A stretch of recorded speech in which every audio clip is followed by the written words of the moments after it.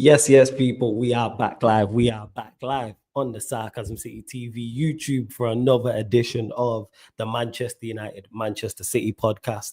Mandem United podcast meets the Mandem City podcast, where we discuss both Manchester clubs with Manchester United. Marcus Rashford now again linked to Arsenal, a little more vim there. Now also linked to Barcelona. Of course, we know about the reports of him being linked to Italian clubs, AC Milan and Juventus. So we'll be discussing that in full. And in regards to the blue side of Manchester, there is a here we go already. Khusanov, he's from Lens, centre back. I don't know too much about him, but we got a here we go. My apologies on the lateness on the show, people. I legit thought it was 11.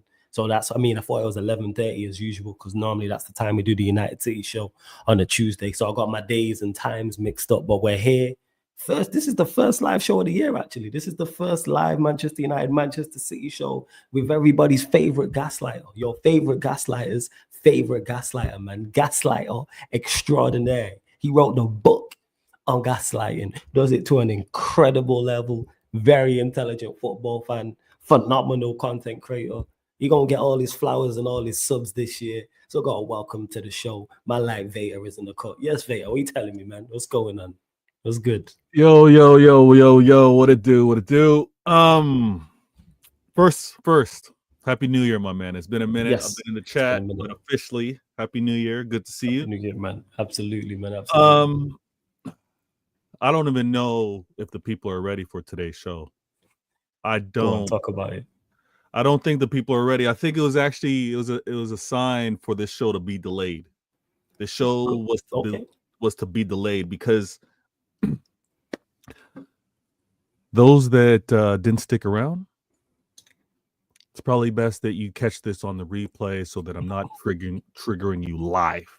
All right. It's probably best that you're watching this after the fact so that you can fast forward the things that I happen to say that are bothering you. It is going to be one of those shows. I have to say this. Everyone, please make sure you give the love, give the flowers, give the hugs and the kisses to those around you, loved ones, friends, because life is finite. And I want to remind everyone of that. This is 2025. Absolutely. 2025. If you look closely, hopefully, you got the 4K, you're watching on YouTube. If you're listening on the listening devices, that's all cool. But tune into the YouTube, hit the sub button, hit the like button, be in the comments, let Flawless know what he's doing right, what he needs to kind of like tweak a little bit. And obviously tell him about some of the other panelists that happen to be irking you. You guys clearly tell him about me irking you. I want to see a little more about those others that be irking you as well. Now, look closely. Those of you on Spotify, I asked you to come here for a reason. You look. This is wisdom. This is wisdom. It's not me being a gaslighter. It's me having circled around the sun so many times, been through it. I know what I'm talking about. I'm trying to guide you youngsters. I'm trying to guide you youngers. I'm trying to guide you that you're just going through life. I'm trying to help you navigate. Because what would it be for me as an elder, as a person that's had all of this platinum, not share it back? Now, as I share it back, you happen to be irritated. You think I'm gaslighting. You're not ready for the message. But I'm going to give you the message anyway. Today, we have a laundry list of things to go through. I mean, you Liverpool fans that frequently talk to Flawless, you United fans that frequently talk to Flawless, thank the heavens. This is the first show. Thank the heavens, because a lot's happened with regards to some very positive results. You got some results. Yeah, I didn't get to that. I wasn't even speaking to me, Flawless. I wasn't even speaking to me. All right. Well, City deserve their flowers. You might have turned it around. Couple dubs in recent games. Couple wins.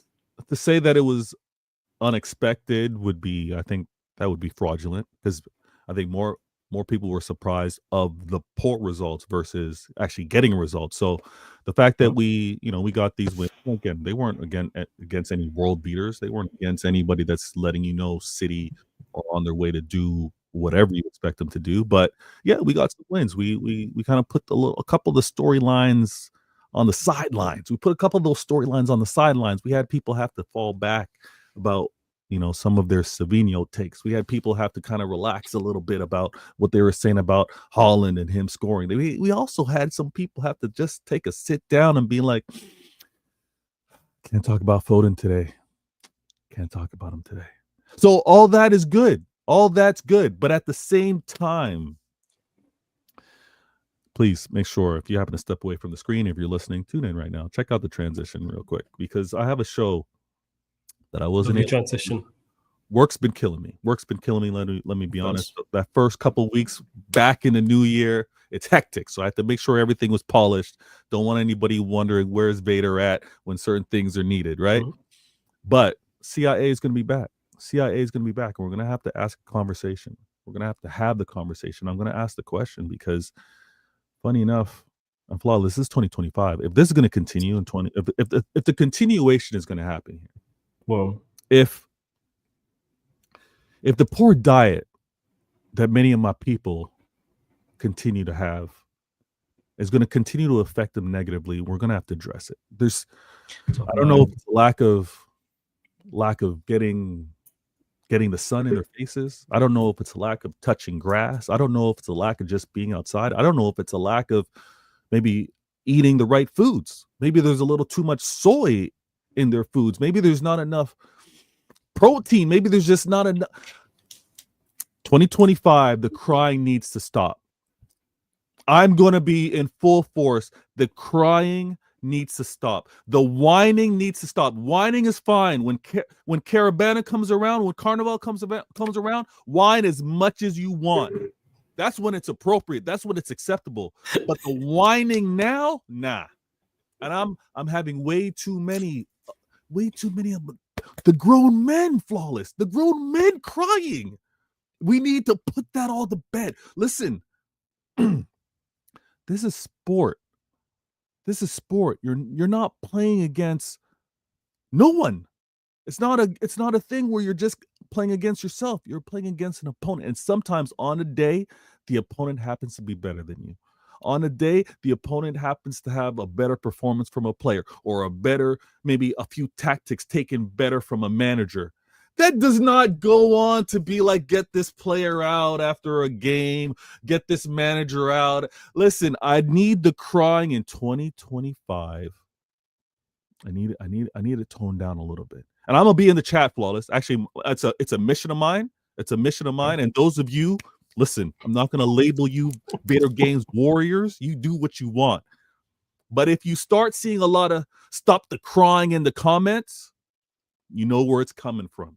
Because I'm on a mission. Whether others want to take that on with me, I'm going to be reminding people, stop the crying. Recognize that this is a sport. On a day you happen to be beaten by someone who happens to be playing better than you. That's it. Flat out. And then we move on to the next. I'm getting a little too much. I was tired of it last year, flawless. Let me vent for a little bit. I was tired of it in 2020. I'm letting you cook. I say December. Thank you. I'm with you. It's the holidays, man. So I just fell back. I was like, you know what? Let me just chill. Let me chill. Let me not be in the comments.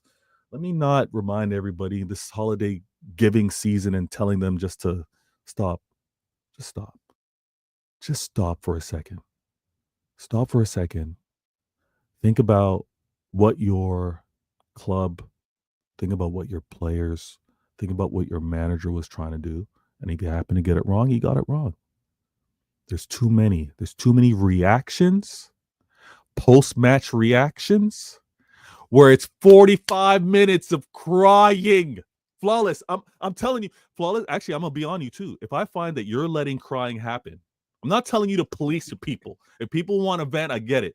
But if you happen to look down and you be like, you know what, flawless, if you haven't cut somebody off from crying for 45 plus minutes straight, yeah, you're gonna see me in the comments, flawless. I ain't gonna lie. It depends on who it is. If it's a rival team, hey, do your thing. I'm all for that, man. I love hearing the demise of the You could rivals. you could feed off the pain of the rivals. Absolutely, man. 100%. Shout out to rival tears, man. I'm here for that. Arsenal, But Liverpool, City, Chelsea, whoever. absolutely. As long as it's not Manchester United, hey, you know what? But I gotta bring it back, Flawless. I held the Arsenal therapy session after they lost. Yes, you're a good man for that too. You're a good man for that too. They too. say I'm a bad person. Exactly. No, it was very kind of you. You gave them a platform. I would say you got to be a little careful with some of the questions you're kind of asking, because I think you're opening up a wound rather than trying to heal it. Like, what does a therapist do? No, don't laugh. What does a therapist do? What you mean? Don't do that. What does a therapist do? Do we not open up? We have to open up the wound to get to the root of the wound, because we're not trying to get a quick fix. We want a permanent fix. Absolutely. And all those Arsenal fans felt better after that. You're welcome. I won't get the credit, but you're welcome. You laugh. It's facts. Man. All six. Who else was it? It was TJ, Tony, Cam, Brandon. Was there anyone else? Don C. They all felt better after that. Don C was at the game. Shout out to him. He's in the chat. He was fuming. He felt better after that. I don't understand why he was fuming, but we had to get to the root of the cause to solve it. You know what I'm saying? We don't put a band-aid on it. You think it was solved, or you're gonna need a few more sessions? No, I think it was solved for that day. They felt better after that. Now it's on Arsenal to go and do the business against Manchester United at home and against Tottenham at home. If they win those two games, them two Arsenal shows are going to be completely different for them, man. Now, if they lose those two games, whole different conversation. And when you're in phase 5 and spent 700 million, and you look like you're going to lose two, you're not going to win another trophy, and your closest rivals and your biggest rivals knock you, United potentially knock you out FA Cup, and then you lose to Spurs at home, who have been shocking all season. Just saying. Okay. No, that's fair. I mean, and some things I can't help, because Duncy even said it here. Now, if I'm still pissed, this dude is still in charge. Some things I don't have the antidote for. If I say get this dude out, whether we win or lose. Duncy's not happening. They could win both games 4-0. And it's like, get this guy out. Before you continue, big up everyone that is locked in. I forgot to say, make sure you run up the likes, whether you're watching this live right now or watching this back after. Hit the like button on the video. Make sure you share across all the socials and subscribe to the channel Sarcasm City TV. Make sure you subscribe to Veta Games TV as well. Links underneath in the description. Don C, I see you, Jez. Big up, Victor. And for those that are talking about the setup, I'm just staying with fam. That's why the setup's different. But carry on as you were, Veta. Yeah, man. No, I see the work you're trying to do. I see the therapy sessions. It's needed. It's needed. I'm trying to also be balanced here, right? I'm trying to be balanced, because fans obviously are going to have their expectations. They're gonna want their club to do certain things. Mm-hmm. But nothing gets decided now. Nothing really says whether, like, Don C wants this man out right now. Nothing says that he's the current manager isn't capable of delivering on what Don C wants this season. Nothing says it yet, because, listen,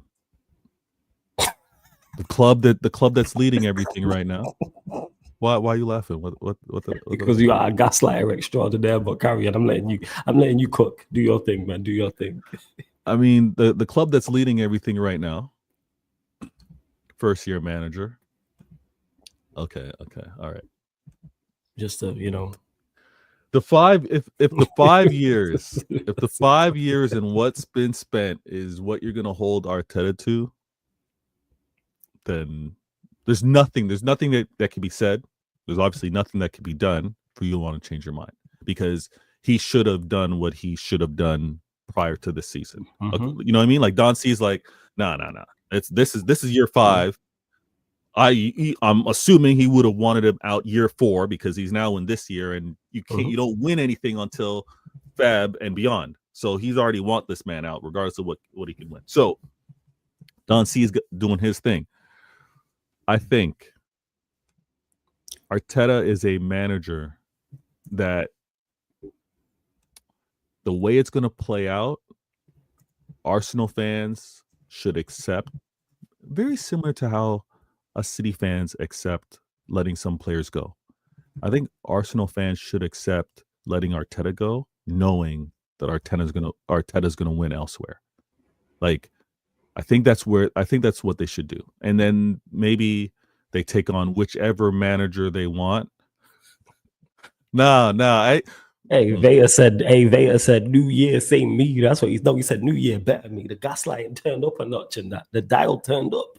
You know what I'm saying? I'm not raising no heat. The Nah. We having a convo, Flawless. We having a convo. Now, I'm letting you, I'm going. if I'm with you. I want out there. I know I want out there to stay, but here we are. I'm with you. I want him to stay. I'm out there in. You're Arteta in. Absolutely. 10 more years, man. Lifetime deal. Arteta's going to win elsewhere, so Arsenal fans should just accept and let him go. Let him go. I think they're cool with that. Don't see said then good luck to him, get him out. Yeah, they should let him go, and then since we're here on Arsenal, what's your scoreline prediction for the game on Sunday? Oh, that's going to be a hot one. You know what? Man, when I've been thinking about this game, because the manager narratives is amazing. Like from just stepping back, I've had my problems. I've had my problems with regards to what's happening with my manager, the longevity, whether he's still got it. Everybody wants to remind me of maybe he's out of ideas, but I'm looking at a first mid-season manager over at United. I'm looking at a 5-year mad money spent, no trophies that the Arsenal fans really want yet. And that storyline, it's about like one fan base with so much promise of their manager, another fan base thinking that this manager is not good enough, and they're going to be facing each other.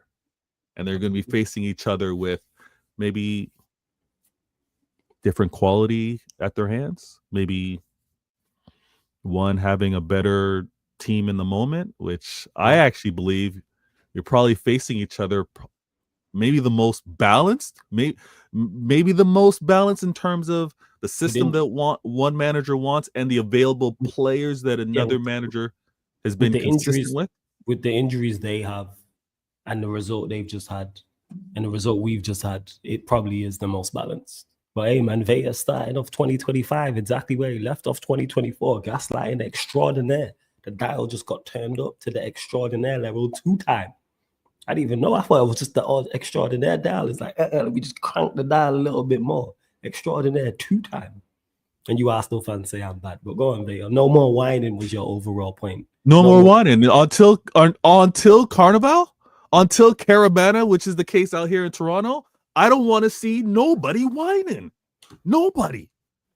I don't want to hear the what my club's turned into. I don't want to hear the my club was once this. I don't want to hear the greatest manager of my time used to do. I don't want to hear any of that. I don't want to hear any of that. Again, that's actually for me to be. I'm look at the grays. I should be speaking like this. I shouldn't be hearing you youngsters talk like this. I shouldn't be hearing you guys talk. You guys should be in the moment, in the present. Yeah, I mean, you know what? I'm enjoying the present. That's why you ain't heard too much complaints from me. No, hey, this is never Flawless. This ain't directed at you. Yeah. I'm just pointing out that my manager's doing what he's supposed to for the most part, so I'm good. I like what I've seen, despite results. And whether you're not liking what you're seeing, you also need to allow a certain amount of evidence to be collected. Absolutely. Again, this is sport business. No one has it right from the jump. And even when they quote unquote have it right and they kind of falter, let there be time to course correct. You can be the most skilled navigator, flying planes or charting ships. You're still going to have to course correct. It's not an error. It's an adjustment. It's not recognizing something in the moment and just correcting things. You're not an idiot for it. You shouldn't be fired or sacked because you didn't recognize it at the time. It's about how you course correct. And what and we're going to talk about Manchester City a little later. But what we should all be looking at is seeing whether the adjustments are being made. I also know that a big reason why, and I already know Flawless. I'm saying it. I know it's not going to happen, but I already know I'm going to be seeing a lot of whining before Carnival. I already know I already know, like, because this is a time where everybody wants instant gratification. Everybody wants it today, not yesterday. There's an element of that. There is an element of that. You are right. There's a huge element, and it's funny on how we used to consume sports before, how we used to have to rely on certain certain quote unquote content creators, or it used to be the news. It used to be the news or watching it on sports. It used to have to be like certain time slots, right? You tune in. Now, people don't care. Tune in for what? I want it now. What? You made a mistake? No, fix it. Oh, we bought so-and-so in the summer transfer window. It's not working out. Okay, get them out. I want somebody in Jan. What? Listen, this era is mad. And it's another reason why there's also less recognition, less distinction in terms of what is quality, what is greatness, what is actually like expertise, because no one's taking the time to actually respect it, to observe it. They're just seeing, they're honestly just looking for flaws. Everybody's looking for flaws. But this is Sarcasm City TV. This is flawless. So it's not a matter of us looking for flaws. We're going to be looking for facts. We're going to be looking for the quality amongst both sides of the table, both sides of the pitch. Now, when we talk about Arsenal, too soon. It's honestly way too soon. This Arteta is dealing with, and I get accused of being a gaslighter, but I think it's because I'm way too balanced. Like, listen, I told you, in down the road, when my channel gets to certain numbers, I'll divulge a little more of who I am. But listen, competition's been in my life. I know that it's not just you against the wall. You're against another opponent. Sometimes what happens to not go right doesn't really fall onto you in terms of being terrible, being poor, being incapable. Sometimes it falls on an opponent on the other side just happening to be better. Now, you think people are right to be looking at a Safa Powell as quote unquote being a failure of a world-class athlete? You think people looking at Tyson Gay or Justin Gatlin to not have been dominant like Usain Bolt was, to be like they weren't nice, they weren't that guy? Now, I know the hardware isn't there for Arteta. I'm not putting him into that category yet.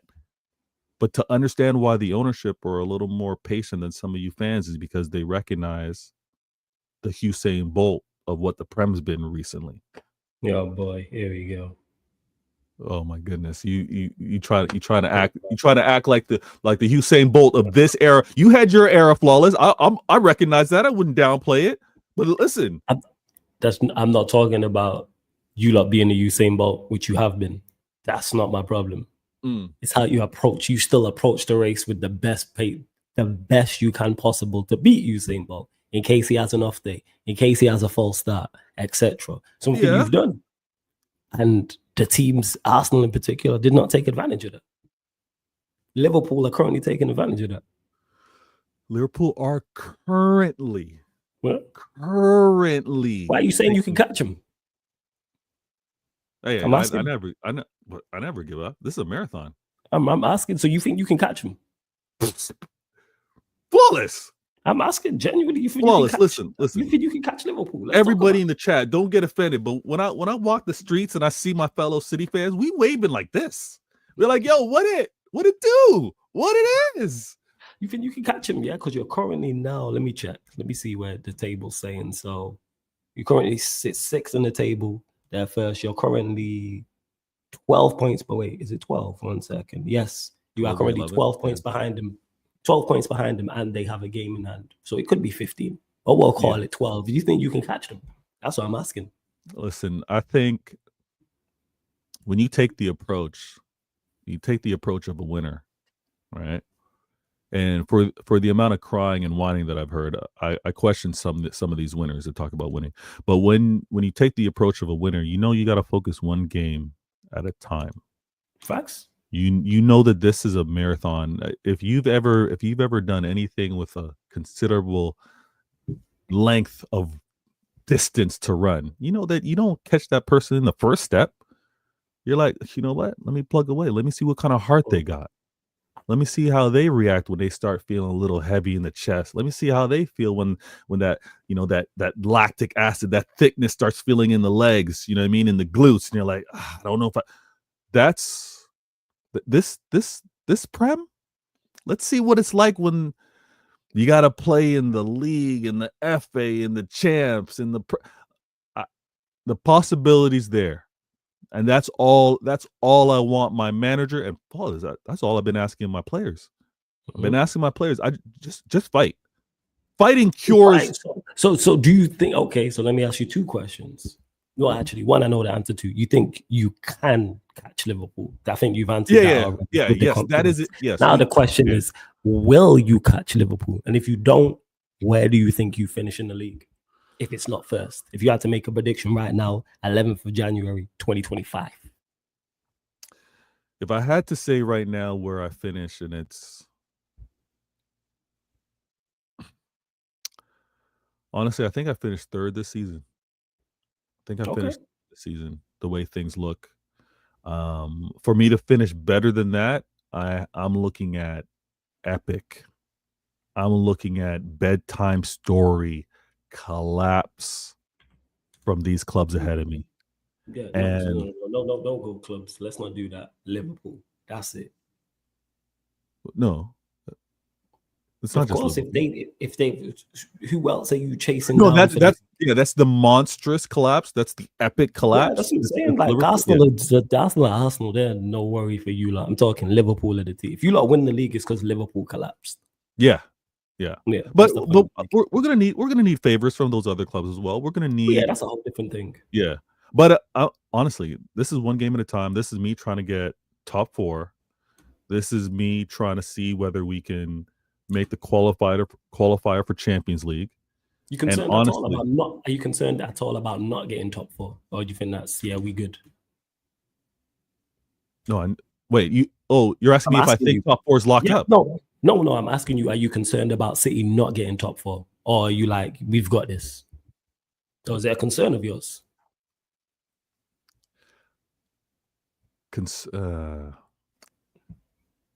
There's a concern in the same vein of this is competition. Like I'm looking at clubs that have tremendous history. I'm looking at Chelsea. Who are in that mix, and they want to be back to how they spend regardless of whether they're in the top 4 or not, but they want to get back to doing what they are accustomed to doing. I say accustomed. So they want to get back to that.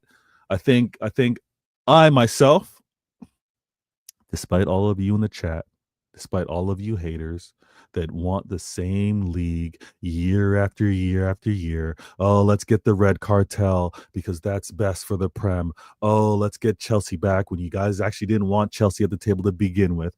But let's just have the same clubs compete for the same trophies. Blah, blah, blah. No. Nonsense. I don't want the same clubs competing for it. I want all my rivals relegated, but that's just me. But we move. Unfortunately, you lot are around. Yeah, that's because you're the ultimate hater. But I'm talking about I want to see. I despise my rivals. You wouldn't relegate Manchester United in a heartbeat if you could. No, I wouldn't. No. That's crazy to me. Relegate? Yeah, you wouldn't relegate Manchester United to the Championship if you could. No. That's crazy to me. Hey, chat, let me know. Would you, to everyone 17th. In the chat, no matter who you support, would you? I want 17th. Flawless. I want 17th. Why 17th? Because that hurts more. No, it don't. There's no more embarrassing than being. Imagine, it won't happen, but imagine any of the big 6 got relegated. The conversations that would happen, any of them. I don't think it lasts. I don't think.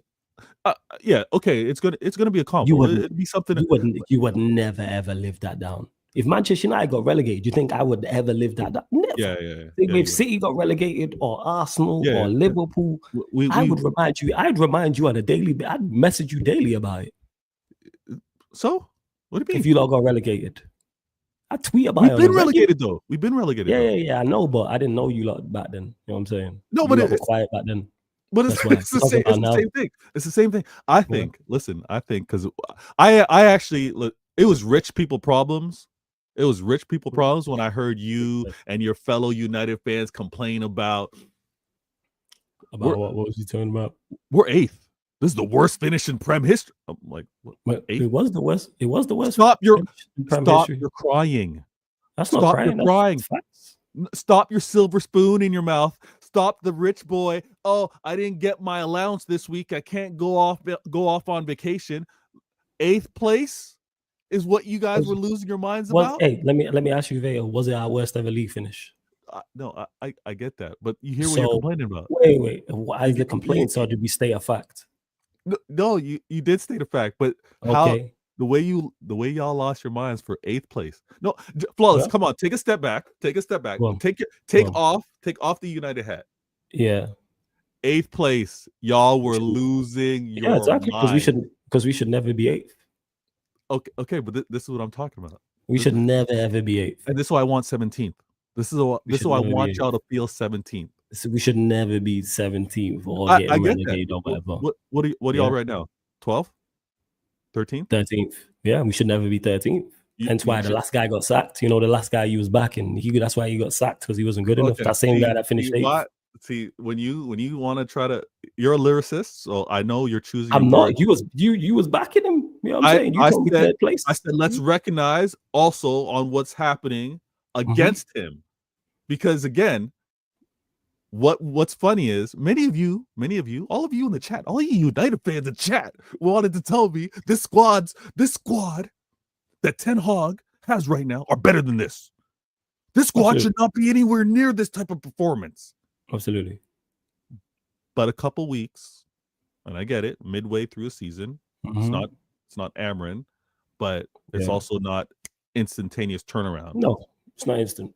So the squad was, and pretty much when you want to say I was backing him, I was just saying, listen, Flawless. Now you was backing him. You said fair play. Letting him down though. These players are letting the manager down as well. Who picked the players? Who picked the players? In 2023, 2024, managers were picking players for United? Ten Hag co-signed all these guys. Oh, I mean, saying, yeah, okay, go ahead. I'm cool with you guys. I'm cool with you guys doing this. It's very different than him saying, go and get these guys. Because this is why he didn't, like for instance, didn't play Diallo. Because Diallo wasn't his guy. Would you say that you're in agreement that Diallo's our best attacker? Is that fair to say? You think he's our best attacker, Diallo? Yeah, I'm asking you. Do you think he's our best attacker? If not, who do you think is our best attacker? Yeah. Okay. I'll give him so that. This is currently his form. And this is a guy that Ten Hag refused to play. So when I say these are his players, that's what I'm talking about. Yeah, but same way Arteta at Arsenal, they're all his players. Hence why the criticism lies. And even Amorim, that's why I've criticized Amorim for certain team selections and certain results. Even though that's my guy, that's my gaffer, but you're not above criticism. And that's my manager. But you're not above criticism. Wait. You're not above criticism. So over at United, any players that are going to be coming in January or in the summer, you're going to say that those are Amorim's guys? They're not. Yeah, if you co-sign. No, you co-signed them. They're your guys. You're not being given players you don't want. They're your guys. You are sat there. You are co-signing it. Of course. If we go and get, let's say, who have we been linked with? Let's say we go get Kolo Muani, for example. Even if it's on loan. You've co-signed Kolo Muani. That's your guy. Even if we got him on loan and it was just for 6 months and then he goes back to PSG. That's your guy for 6 months. You co-signed that deal. You knew what was going on. You didn't turn up at Carrington and Kolo Muani was there and was like, I don't know about this. That's your guy. Okay, so if he's like, you give me a list of players, you give me a list of grocery, you give me a grocery list, and I'm like, I'm cool with he all shouldn't that. be given a list. He should be compiling. He should be. No, he's not a scout. He's not a scout. No. He He gives a profile. Hear what I'm saying? Yeah, so Yeah. you're helping compile said list then. So if Yeah, you give a he's like, I profile, want players with yeah, this type of skill set, these abilities. Go out and find them wherever they are in the world. You've helped compile it. You know what I'm saying? Because I expect you to do, even though the scouts, I expect you to do your own research as well as a manager. You can go and watch games. Yo, Manchester United manager, you are capable. You can go on, even if you don't fly out and watch someone, it's 2025. You can watch someone. If someone we're signing from Liga 1, Serie A, Bundesliga. If I can watch the game, so can you. Nah. Don't do that. Don't do that. Don't do what? Don't downplay the role of what a United manager is. He doesn't have that time. There's so much he needs to fix. No, there's so much he needs to fix over at United. There's ample. But the reason this is why you are paid what you are paid to do. Does he have an extremely tough job? Absolutely.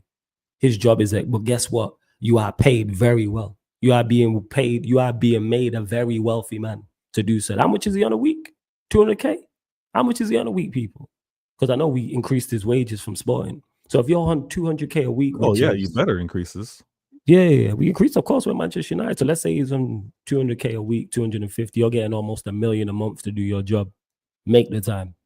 And he knows this. He said as much. Because Amorim's an intelligent man. He said as much. He knows about the task at hand, and he knows how bad these players are because he said it. He has politely called these men shit from the beginning up until now. He's just done it in a polite way.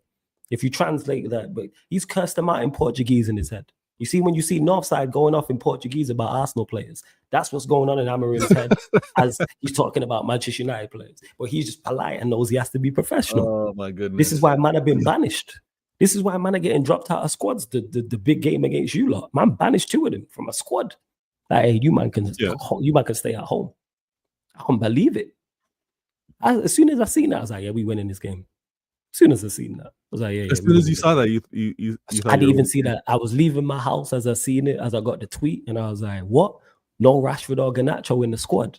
I didn't see the 11 until I got to the stadium. But even before that, I said 10 out of 10 lineup, we're winning this game. Just because there was no Rashford Garnacho. Just because of the message it sends. And we ain't seen Rashford touch pitch since. He's been in one squad. Garnacho hasn't started a game since there. So my manager's on point. So yeah, with that, Rashford should have left their club a long time ago. Yeah, he should have. But now he's going to be leaving this summer. Not this summer, this month, sorry. I'm probably permanently in the summer. So whether it's Arsenal, come and get him. He's linked to Barcelona. That's Juventus, crazy. AC Milan. Hey, come and get Marcus Rashford. But yes, back to the original point I was making. Yes, any player that comes through the door, I'm looking at the manager. You co-sign this. Any player. Okay. Because if any player comes through the door and the player plays well and helps the team get results, who gets the praise? Manager. So you can't flip it when it doesn't go well. Resign any player, like I said, Kolo Muani. Hold on. Or Nuno Mendes, for example, because he's been on the list. We signed Nuno Mendes, who I think will be a good signing, and he's flying for Manchester United. Quality at left wing back, or Kirkes, for example, or a Patrick Dorgu. That's on the manager. Go on. Yeah, but if a player comes in based off of the short list that the manager co-signs, and then the manager doesn't play said player, you would still believe that those are the manager's players. He's not playing them. So you're saying if we sign players and he don't play them, he doesn't. Then you need to leave because they're setting you, because the ownership is setting you up to fail. If you are being brought players that I don't want, you are being set up to fail. So let's say he doesn't want Nuno Mendes, even though I think he does. And they say, no, we're signing Nuno Mendes. And then they bring in Nuno Mendes as the left wing back option. And it's like, option he doesn't want. You are being set up to fail by your ownership. Leave. Which I don't think is the case. But again, you always standing with managers, man. That's what it is. You are the managers union, man. You are manager FC. I know, because I know the difficulties. I also know that sometimes you like babying them because you never call for a manager's head. I get it. You managers union, man. I get it. Not everyone's Pep. Not everyone's Pep. Oh, I know this. I know this. You talk about everyone like they're Pep. No. I talk about everybody like I know what they're trying to manage within their club. Yeah, like 5 years with 800 million spent and no trophy to show for, you should lose your job. It's nothing to debate. No, it's not true. It is the 800 M's. So 800 M's and you got no trophy to show for it. Yes, you should lose your job. That's wild. That's wild. 500, 800. Oh yeah, because you got for you your mark's $1 billion. That's when they should lose their job. Flawless. Go Is on. it the length of time or is it the money spent? Both in his instance. Okay, so if you 800 M's in over 5 years, not 800 M's over 1 year, where you're still trying to get it together. 800 M's, that's not only a first 11, that's a first 11, a squad, and the time and money to rectify any mistakes you've made. So not you've got a first 11, you've got a bench, and you've had the time and money to rectify a first 11 and 800 M's. There's countries that are going to war that don't spend that over 500, that spend that over 5 years. What are we doing here? Yeah, but there's also countries that aren't quote unquote bringing in the merch, bringing in the views. Oh yeah, Arsenal, yeah. Arsenal are revenue. Like Troop said, man, they always releasing new merch every minute. Oh, the business is right over there. That's what I'm saying. The business is right. Again, don't dispute that as business. What the Cronkies have done in the ownership of Arsenal, brilliant. But we're not here talking about the business side of things. We're talking about them from a footballing side of things, where they've fallen well short. And the fact that that man still has his job. I haven't looked to see how much. I haven't looked to see how much Chelsea have spent this past summer transfer. Theirs is over, since their ownership came in 2 years, is over $1 billion. But here's the major difference. No, they fired enough managers since then. So that's why I'm looking at the summer. Yeah, but Maresca hasn't been there over they spent money in the summer because they always spend money. But Maresca ain't been there over a long period of time. He's just got there.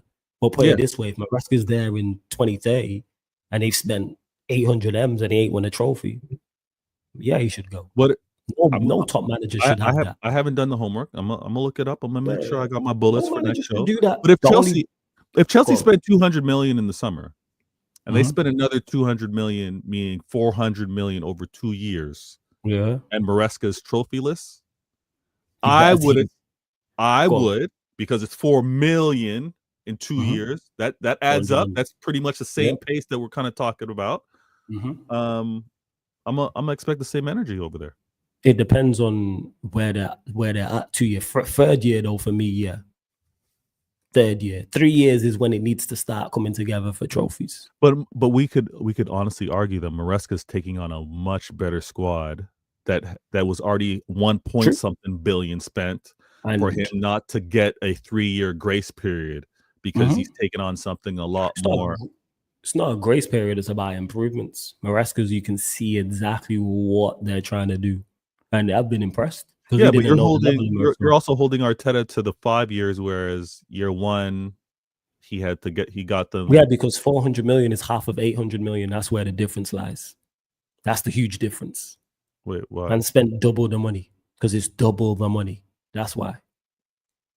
It's double the money. What are we talking about here? 2 years and 400 million, 5 years and 800 million. Who should have a higher expectation? Who am I giving a higher expectation to? The person with 5 years and 800 M's.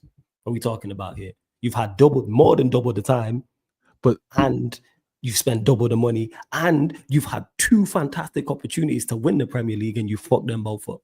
You should have been sacked after the first one, to be honest. We're being really real. You shouldn't have even got this season, or you shouldn't have got this current season or the last season. I would have fired you then. But that's just me. That's just me. You know what I'm saying? You can't spend 93% of the time on top of the league. Oh, you're harsh, man. It's not harsh. The only time you should spend 93% of the 93, the only time people is late, so it's calm. The only time you should spend 93% of on top of something and finish second is in the bedroom. That's it. You know what I'm saying? That's the only time. It's the only time with your woman. Not mad at that. That's it. It's the only time you should be on top of something for so long and finish second. That's it. What we talking about? The ladies in the chat.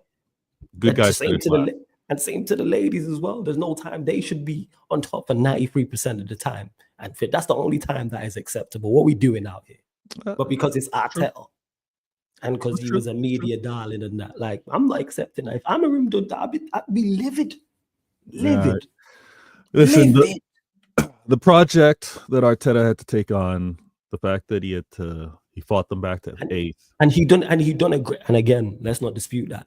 Did a great job in regards to lifting that club up from where it was. Yeah. Arteta's going to do what a Granit Xhaka did. He's going to leave Arsenal and win. That's what's going to end up happening. Maybe it's in the fabric of Arsenal because he might be in a better environment. Mm-hmm. But you can't say they've actually. That being said, you can't say they've not backed him. I think their recruitment's been piss poor. Nah. But that's on the club entirely. That's on the club entirely. The Arsenal fans, and we'll get back to speaking about United City, but the Arsenal fans, this is like a little love-hate. Like I know they hear what I'm saying, but they hate that I'm saying it.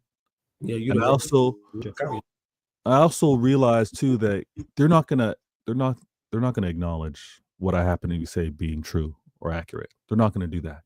But I'm gonna hear them say what I've been saying when I'm not around. Because you know what's getting talked about so much about this whole Arteta and current Arsenal form and what's happened to their club is this whole where's the creativity gone? This whole where's the attack gone? This whole like we're playing too pragmatic. When I was trying to explain to you on where this manager's taken things and where he needs to kind of shift it, he's gone too far the other way. Everybody wanted to justify it. Everybody wanted to say with Vader, you know why he's doing that. You know, yeah. But you and I'm like, guys. But you by co-signing this manager, gassed them up to that. You gave them the Kool-Aid, but they turned on you now. No, well, it's not so much they turned on me. They just don't want to. They just don't want to acknowledge what I'm saying. Yeah, they don't want to. Of course, right. Of course. But I'm saying is you gassed up the manager alongside them. So when I was saying 2.5 years ago that hey, you lot ain't gonna win a major honor with this manager, they told me I was a hater and I was just sour because I'm a Manchester United fan. I was told that by many Arsenal fans. Say that again. You are those things. Why would I be sour about a manager I don't think is good enough to help them win a league title or a Champions League? I don't know why you would be sour. Makes no sense. It kind of means I'm right, you know. But again, right message, wrong messenger. I told these men. Go back and check all them streams when they was on top of the league for 93%. Oh, you just hating on Arsenal. Ryan saying that Arsenal are special. Special what? What did they end up with? Someone tell me. Someone remind me. It was a special run. It was a special run. Special run. Yeah, man. Special run. Great. What did you win? They can put that in the trophy cabinet. Someone tell me when the parade is. When's the open top bus parade for the special run? See. But yeah, Flawless was right. Again, that's what that was. This whole overly pragmatic, this like gutless type football, this lack of courage, lack of attack. Arsenal fans, I tried to tell you, Arsenal fans, I tried to also explain to you that when Rodri and Bernardo Silva were trying to tell you about mentality, y'all didn't want to hear it. This is all coming back full circle, and now you're upset with the manager. Now you're upset with that the manager's playing this way, but he had to play that way because you guys were gassing it. You guys were saying, yes, okay, defensively, we're so sound. Oh, we have a chance to go on and maybe break this Chelsea 15 goals in a season record. This is what we're going to lean on. You guys were gassing it. And because the manager leaned on it way too much, and now he can't seem to get it out, because you guys also said if we're going to win this, we're going to beat clubs like Manchester City, you're not going to do it by playing head-to-head, toe-to-toe. You got to revert to a different style of winning. You got to revert to a Atletico Madrid type style. No. To Arteta's DNA. To what made him recognized by the Cronkies and by Arsenal while he was an assistant manager at Manchester City was the work that he was doing with the likes of a Sané and a Sterling, with the attacking players, with the versatility, adaptability. That's what sparked the idea. You know what? Got a manager here, and you stripped that away from him. You've propped that up way too much. You've talked up about what he was doing defensively. Man, I believe the man is still buying defenders. How are you gonna improve on your attack if you keep buying defenders?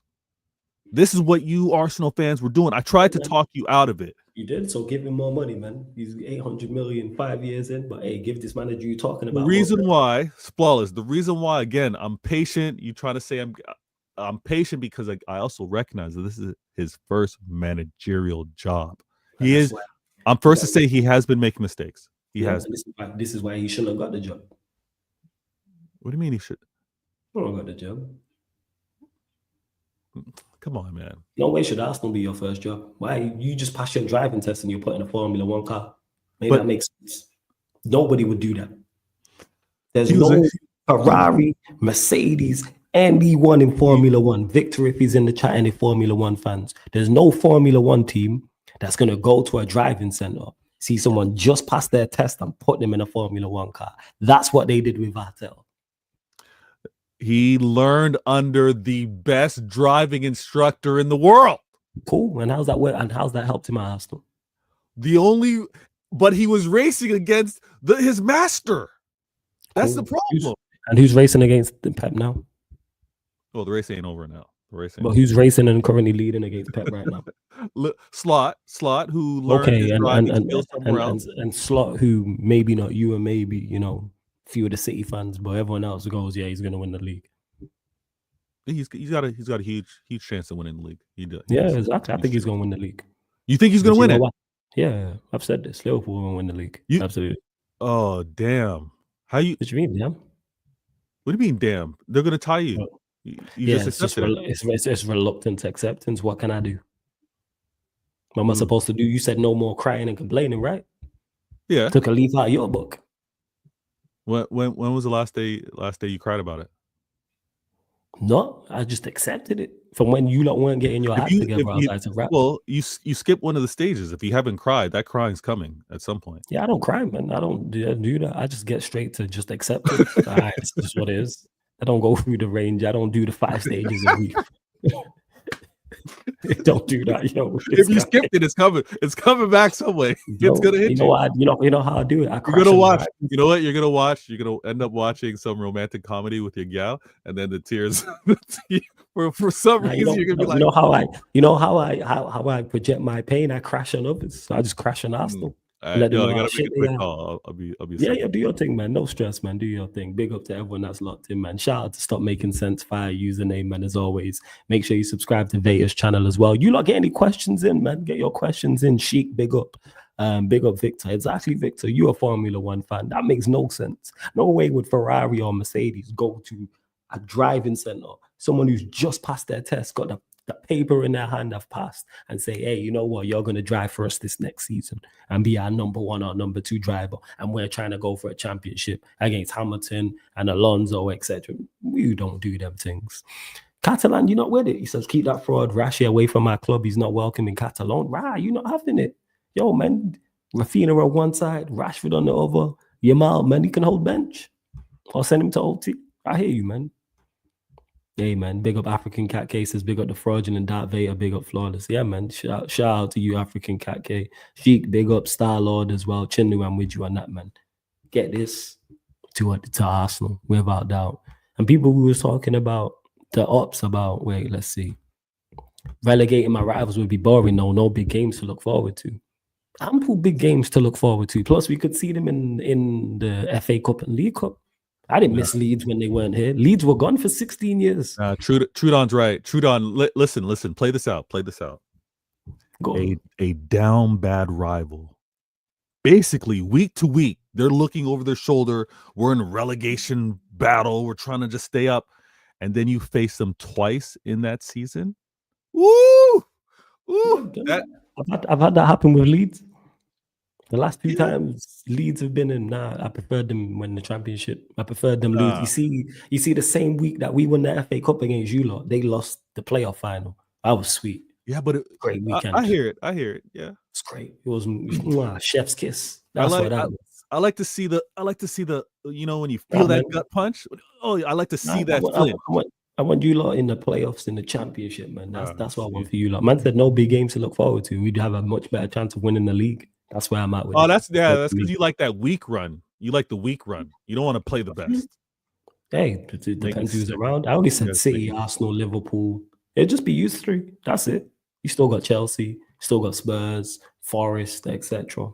Yeah, win me a league title, man. Yeah. Ooh. Imagine Brentford, Newcastle. Nah, I want. Listen, Trudon. I want to see United 17th. I need to see Eddie. I need to see flawless. I need to see these men talk about like, man, remember when we had the likes of CR7 and Rooney, and remember when games were just in control, and the refs, if we were in trouble, the refs would give us an extra 2 minutes of Fergie. I want them talking that way. That's what I want you guys talking about, the good old days while struggling around 16, 17.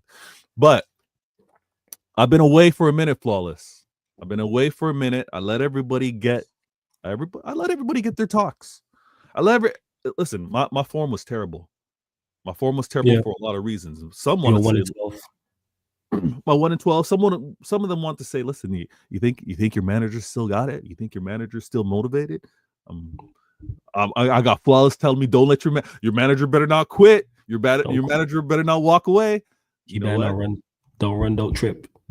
None of that. And my manager, it's funny enough, because Flawless jokes about, he's like, you know what, you speak like Pep. I finally heard it because I was saying things for a few times as I was featured on a few shows and my channel in particular. And Pep said the same thing. You tried to clown me about it, but Pep was like, well, I need to see these players fight for what they want. I need these players to understand that nothing is given. No one walks through that tunnel and be like, oh, they won 4 in a row, they're winning this game. You got to go and earn it. And I've been wanting to see that from these players. And Pep kind of, in a non-direct, but it was pretty clear where he was saying there's a few players that forgot what it takes to be a starter for Manchester City. Yeah, a few players. It's tough to be hungry on a full stomach. I get it. Yeah, and he was saying, like, listen, a couple things. A distinction was Savinho. Savinho's been looking really good. Everybody, been trying to tell me like there's a player out there. I said, absolutely. I know. I trust my scouting. I know if a player's not cooking the first half of the season or maybe a full season, I ain't writing them off. I ain't crying and saying get them out my club. I know it's university time. That first year of university, ladies and gentlemen in the chat, you know how that hit. That was hard. That was tough. And then you kind of find your groove. You kind of find that little flow. Same thing goes. That first month on that job, you're like, I don't know. These hours, what's asked of me? But then you kind of find your flow. That's what happened over at Manchester City with Savinho. That's why I'm happy. I just want my man Doku healthy. I like what my club have been doing with regards to Pep reminding that some players, Jack Grealish was actually probably the most prominent name, because they're like, why isn't he playing? And Pep's like, he's not ready to play. He's not playing because he's got to play better than who's starting ahead of him. And that's the same case for every single player. That's what I want. That's what I want to see. I got no problem watching my games from the very first minute over here. Yo, what a douche. I have no, trust me, I have no problem from the very first minute watching my game, watching the very end. I'm not one of these fans that like, oh, my team's not playing well, I'm turning it off. What? You think I'm a person that's walking out of the stands? Yeah, man. You ain't Sam. I hear you, man. You don't be turning off watching us like that, Sam. I hear you, man. I hear you. Whoo! I don't be doing that. Built different. Yeah, we build different, 100%. We die. Exactly. As much as you're a gaslighter, I agree with you on that. Flawless. This you emphasizing that me being a gaslighter, recognize that I hear mad people talk about you the same way. Yeah, they're wrong.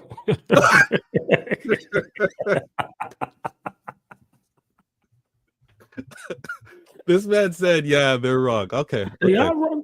Because that's when we have the conversation, I say to them, I say, all right. I say, all right, let's actually have the conversation about it. And then you know what it turns into? Or it's just you. Troop said it to me today. We was talking about certain. Mont said something to him, and he was like, "Mont's with you." He was like, "It's not what you say; it's your delivery." Then he said something about Lewis, and then he went, "Flawless, yeah, you're just you." I was like, "What does that mean?" And I've heard this before. People have said, "You're just you," but there's never no explanation. It's just, I'll be spitting facts, and people don't like it. That's what it is. Yeah, I mean, listen, we know that there's definitely what you say and how you say it. 100%. And sometimes if you don't have the skill set to give bad news in a pleasant way, yeah, people don't like you. Yeah, So the thing is, I just don't give the bad news. I just give my opinion on certain stuff. yeah, but sometimes your opinion is bad news. You're like, listen, I got to give you a harsh truth. You know what? Yeah, and get mad at the wrong people. Tell your club to do better. Tell your managers do better. Tell your players do better. Reason why I can't talk to you for the past however many years is because your club did what they were supposed to. I can't give you no bad news about City. The first time I've been able to do that is this season. Yeah, I mean, you've given me bad mid-season news, right? And honestly, you might have lost the game, and that's it. Yeah, I mean, I got bad news this season. I'm really excited to see how the season plays out, though, because I think something magical might actually happen. But that's for another time. I'm gonna say, I let people talk. I step back. It was the holidays. I let people do their thing. My club in particular, the reason why I wasn't having these meltdowns, the reason why I wasn't out here crying, is because I honestly know that a club can't remain at the top all the time. I honestly know that a manager is going to get it right and a player maybe get it wrong, or a manager gets it wrong and a player gets them out of a jam. It just happened to be one of those run of games where the result wasn't favorable, and they weren't necessarily losses. Like when you really go back and deep it was like way too many draws. Don't get me wrong, way too many draws. But the funny thing is that it should remind everybody, because Flawless ain't the only one. Flawless ain't the only one to tell me that all these other clubs should be moving like Manchester City. Flawless ain't the only one to tell me I got the best manager in the Prem, maybe the world. Like, we have all this going for us. You rivals, listen to me. We got all this going for us. Not just Flawless, others telling me best manager, best ran club, showing ambition, showing intent. And I still went on this poor run. All right? As great as everything's been lined up for Manchester City, I still went on this poor run. So when you want to deep it, look at these other clubs that don't have things quite as well set up and them happen to falter. Take kind of step back and realizing, like, sometimes it's out of your control. Sometimes a poor result is a poor result. You got to deal with it. 100%, but it's about the approach, and what you've got is credit in the bank. That's the difference. That's why the conversation surrounding Pep, you lot went 1-12, and no one was like, yeah, you should sack Pep. No one else could go on the run and have that little scrutiny. But even I said, yeah, sacking Pep is suicide. That'd be so dumb to do. You know why? Because he is the bank. You win 4 in a row, and then we go on a bad run. I'm going to shut my mouth and go, you're going to turn it around? You think Fergie didn't go through bad runs? Of course he did. Not as bad as that, but he went through bad runs. Yeah. We didn't finish top of the league. Yeah, we didn't finish top of the league every year. Sometimes, most of the time first, sometimes second, occasionally third. Approach. That's what it is on. And if that, because your approach has been so good, people allow this little run. Now, if this continues the rest of the season, next season, patience will run out. So why Manchester United and Arsenal fans will use those two as examples is because our teams haven't been approaching it correctly. If we fall short, because I keep saying this, if we fall short because the team's better than us, I can accept that. But if we don't prepare properly, I have an issue with that. And that's why we're having the season we're having, because we didn't prepare properly from the start. We all know the phase, you know what I'm saying? We all know the phrase. Fail to prepare, prepare to fail. And that's what we did at the start of this season. Yeah. Yeah. And that's where my issue lies. If we was here and had done what we were supposed to, I'd be much less critical of the club. I'm like, you might at least try to do the right thing. You might even try and do the right thing. You might did the wrong thing and then realize you did the wrong thing and then stuck your head in the stand and then continued to do the wrong thing and then had the opportunity to change it again and still refused to. And then it got even worse and you still refused to. Then you had a big old meeting about it and still refused to change. Then we lost the next game and then you decided to pull the plug in a game where we actually should have won the match. So if we would have won the match, would you have pulled the plug? Probably not. But hey, it shows the incompetence. Because that West Ham game, we were the better team. We should have won the match. That wasn't on Ten Hag. That was solely on the players. Oh, no. Yeah. No, the players sabotaged them. They sabotaged that game to get them out. solely on the players. Yeah, I think you're giving him too much credit there. No, Dalot was a criminal that game. What? Dalot alone. Have you watched Dalot since he left?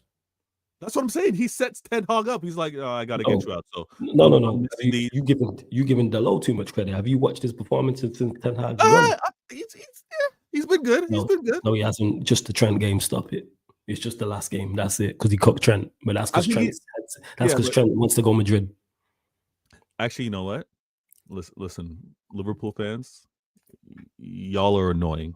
Because this now wanting to expose Trent for who he is, and I get it. You protect your own. I get all that. But the same thing. Let's sometimes have a good football conversation. Let's put the rivalry, let's put the tribalism aside for a little bit. When we were trying to tell you, like, yeah, Trent's an excellent player, excellent football player. Stop telling me he's the best right back in the world. Stop it. And now that he's quote unquote got his head turned, looking over at Real Madrid and not quite putting in the efforts, y'all want to really expose him for being how bad he's been. But there, you know what that is, man. That's approaching the girl. She says no. Oh, she's ugly anyway. That's what that is. Oh, I didn't like you anyway. That's what that is, man. This is different though. Because they've been saying how amazing this girl's been, and we've been telling you, no, she hasn't been. No, Trent's a quality player. He's a quality. Trent is a quality football player, but a right back. When I listen, these same Liverpool fans don't want to hear my shout on Ederson on why I think he's great. But Ederson is great. Yeah, but when I want to say that he's greater, he is the guy, it's using the same logic that these Liverpool fans are applying to Trent. Because everything that makes Trent so nice, everything that they're like, that's the guy. Nothing to do defensively. What do you want your right back to do? Fundamentally, what's job one you want your right back to do? Defend that left side of the attacking side. And you know all about right backs not defending well. We've seen Kyle Walker this season. You got a point. We've seen Kyle Walker this season, maybe the last 2 seasons, but that's because he put in 8 years of being the best right back and locking everything down. So he can have some grace. He's not in the prime of his life looking like this. He's on the other side. Now, when we're talking about someone in the prime and still not even defending right, you know what's funny? Klopp's gone, and Klopp with his genius, I recognize genius when I see it. When Klopp was like, listen, I know what I can get out of Trent and that right foot, the way he can spray passes, what he's able to see, because I basically took a midfielder and put him at right back. I know what he's good at. I know this skill set. Same reason why I'm like, yo, Ederson, that's my guy in net, because he does things different. Nothing any other keeper can't do what he does. No other right back can do what Trent does in terms of how he was seeing those passes and putting the ball on a dime. All right. But you Liverpool fans, if you recognize Trent to be that great, listen to me when I'm talking about Ederson.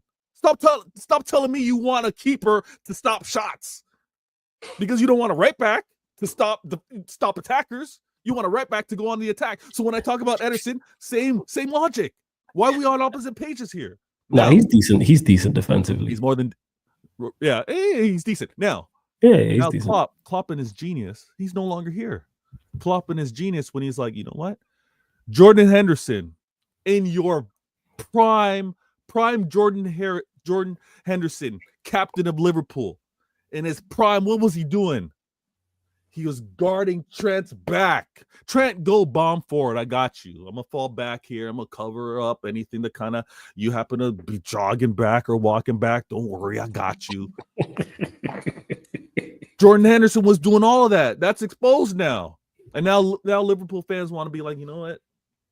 Get out here, Trent. You were never that good to begin with. Your head's turned. This is why I'm so happy with what's happening over at Manchester City. If a player happens to go, I know it's very different because it's not necessarily one of our own, an academy kid. And it means moment. And you know where they messed up? They thought he wasn't leaving. That's what it is. They thought he wasn't leaving. I told Sai, I told Evan. Again, this comes back to wrong message. I said Trent's leaving. The other two will stay. Trent's gone. He's not going to Real Madrid. No, he's gonna stay and all the things. Local lad came through the academy, he's scouts, it means more, and he did this when he celebrated and all that. He's gone, man, and it's okay. You'll be all right. You got Conor Bradley, you got Slot, you're gonna win the league. You're good. You know why he's going? Because it's Real Madrid. He's going. He's going because he's been listening to you, Liverpool fans, crap on your club. Trent's leaving because he's listened to you, Liverpool fans, crap on your ownership. This guy crazy. No, Trent's like, listen, trust me, Trent's got his burner. He's up in the mix. He knows what's happening, or his brother, agent. He knows what it is. No, what he realized, you wouldn't let me go to get down to 6 months of my contract. That's what you would have figured out. You don't want me. Oh, they did. They allowed him to do that. What did he say? Effort is an indication of interest. You really like a girl, you're gonna blow her up. When I say blow her up in regards to phone, messages, etc. Yeah. They left Trent. You can show that you're thinking about it. They left Trent. They left Trent out here like he Conor Bradley or like he Kyle Walker right now or something. You know what I'm saying? Trent's biggest. My deal. I can just talk to whoever. All right, bet. And Real Madrid came knocking. It's a good game. It's a good game. You got to play the game, though. You got to play the game. Trent is like, listen, there's a risk of me playing and being on the last few months of a contract. There's risk of me not taking the deal that's right in front of me. But at the same time, I'm going to take that chance. If I got other interests, and let's be real, it's not just Real Madrid. PSG could be in the mix in terms of who's really put themselves out there. Other clubs are in them. Other clubs are bidding for him as well. Listen, ladies in the chat, when you're kind of booed up, when you're booed up, the others, the others that are hovering around, just waiting. Trent knows, okay, yeah, Real Madrid's made it clear, but he also knows there's other clubs just waiting in the wind, just ready. Trent. Now, Trent's been listening to every of you Liverpool fans, you content creators talk about FSG are crap. They're terrible owners. They are terrible owners. They're so bad. They're so terrible. They've made you relevant in the Prem era. So relax. But you were talking about how relevant. Yes, relevant. Relevant in what sense? They were winning trophies. Oh, because they won one Prem first. Right. They won one Prem and a champs. Yeah, so they won one Prem. Okay.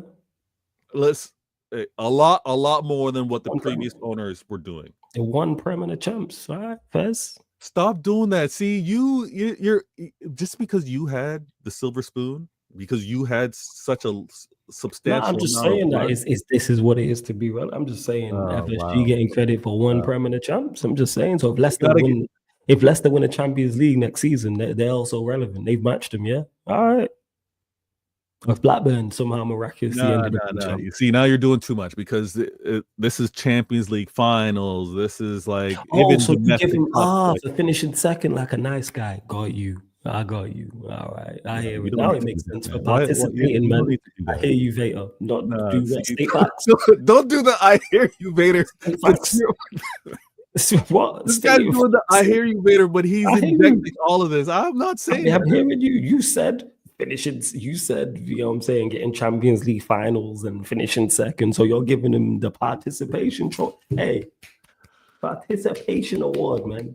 These Liverpool fans keep saying that FSG are bad. So what's Trent going to do? He's listening to the fans. Yeah. What you want him to stick around with bad owners? You guys keep saying your owners are bad, and then you're going to, in the same breath, say Trent should be staying. No. Because their owners are bad. Their owners are bad. He's got to go. He's got to go somewhere else. Well, he just got to go just because it's Real Madrid, and it makes much more sense. They're a bigger club. Go join Madrid. And then you know what? You've got Madrid serious owners that want to win.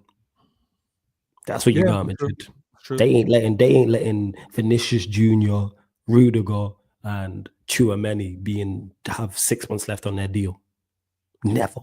Same way at City, you lot would never let Haaland, De Bruyne, and Ruben Diaz be at 6 months left of their deal. Even my club, as badly as it's run, we wouldn't let Diallo If we Mano, do, and it's because we're letting that player go. it is. It's a clear indicator Yeah, that but it's a replacement, but he wouldn't still be playing and being the main guy, and it wouldn't be three of them.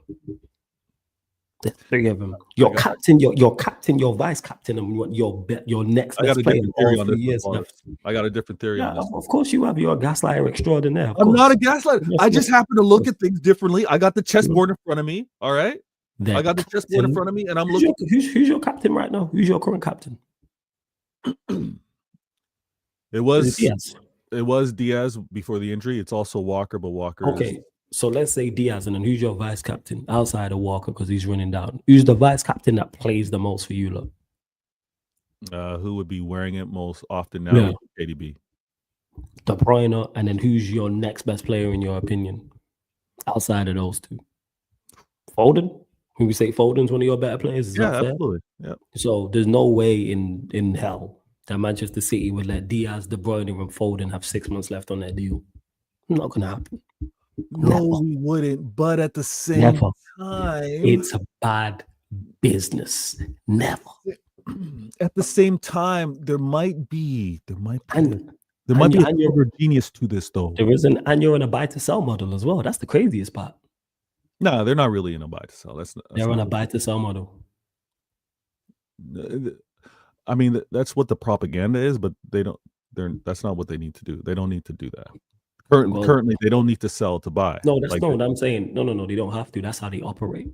Yeah. That's how they operate. You know why they operate? You know why they operate like that? Because they don't really want to win too tough. It's not win at all costs. When you say your ownership, don't name me an ownership that's successful consistently that does that. You lot ain't on that. No, I hear it. I think FSG realized that they've cracked the code. Oh, absolutely. Like they've cracked the code. I've said this for a few times. Like when you look at Spurs, Daniel Levy, when you look at FSG, they've cracked the code. They know what the formula is with regards to the fan base. They know that the fan base can tolerate just so much before they need to be picked up again. FSG, I think they know it's a bad relationship. I'm gonna verbally abuse you. You know what I'm saying? I'm gonna tell you ain't shit. I'm gonna treat you bad, but occasionally I'll buy you a Birkin.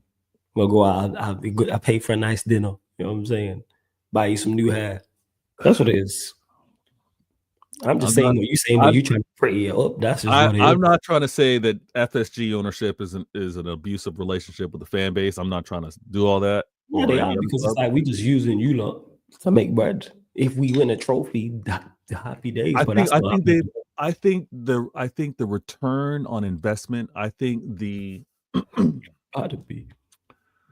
really think the return on investment. I think the gains that you get from spending, and the appreciation that fans have at the winning. If I'm going to be honest with you, I think they've realized that there's greater appreciation amongst the fan base if it's one of those. Yeah. Honestly, I think that's what they figured out. These too many fans are unappreciative. So let them. You got to give them a little, and you got to take some away. You got to give them a little. You got to take some away. Well, yeah, sure. Anyways, to you lot. Listen, this guy is rubbish. That's happening in my theory. I'm gonna.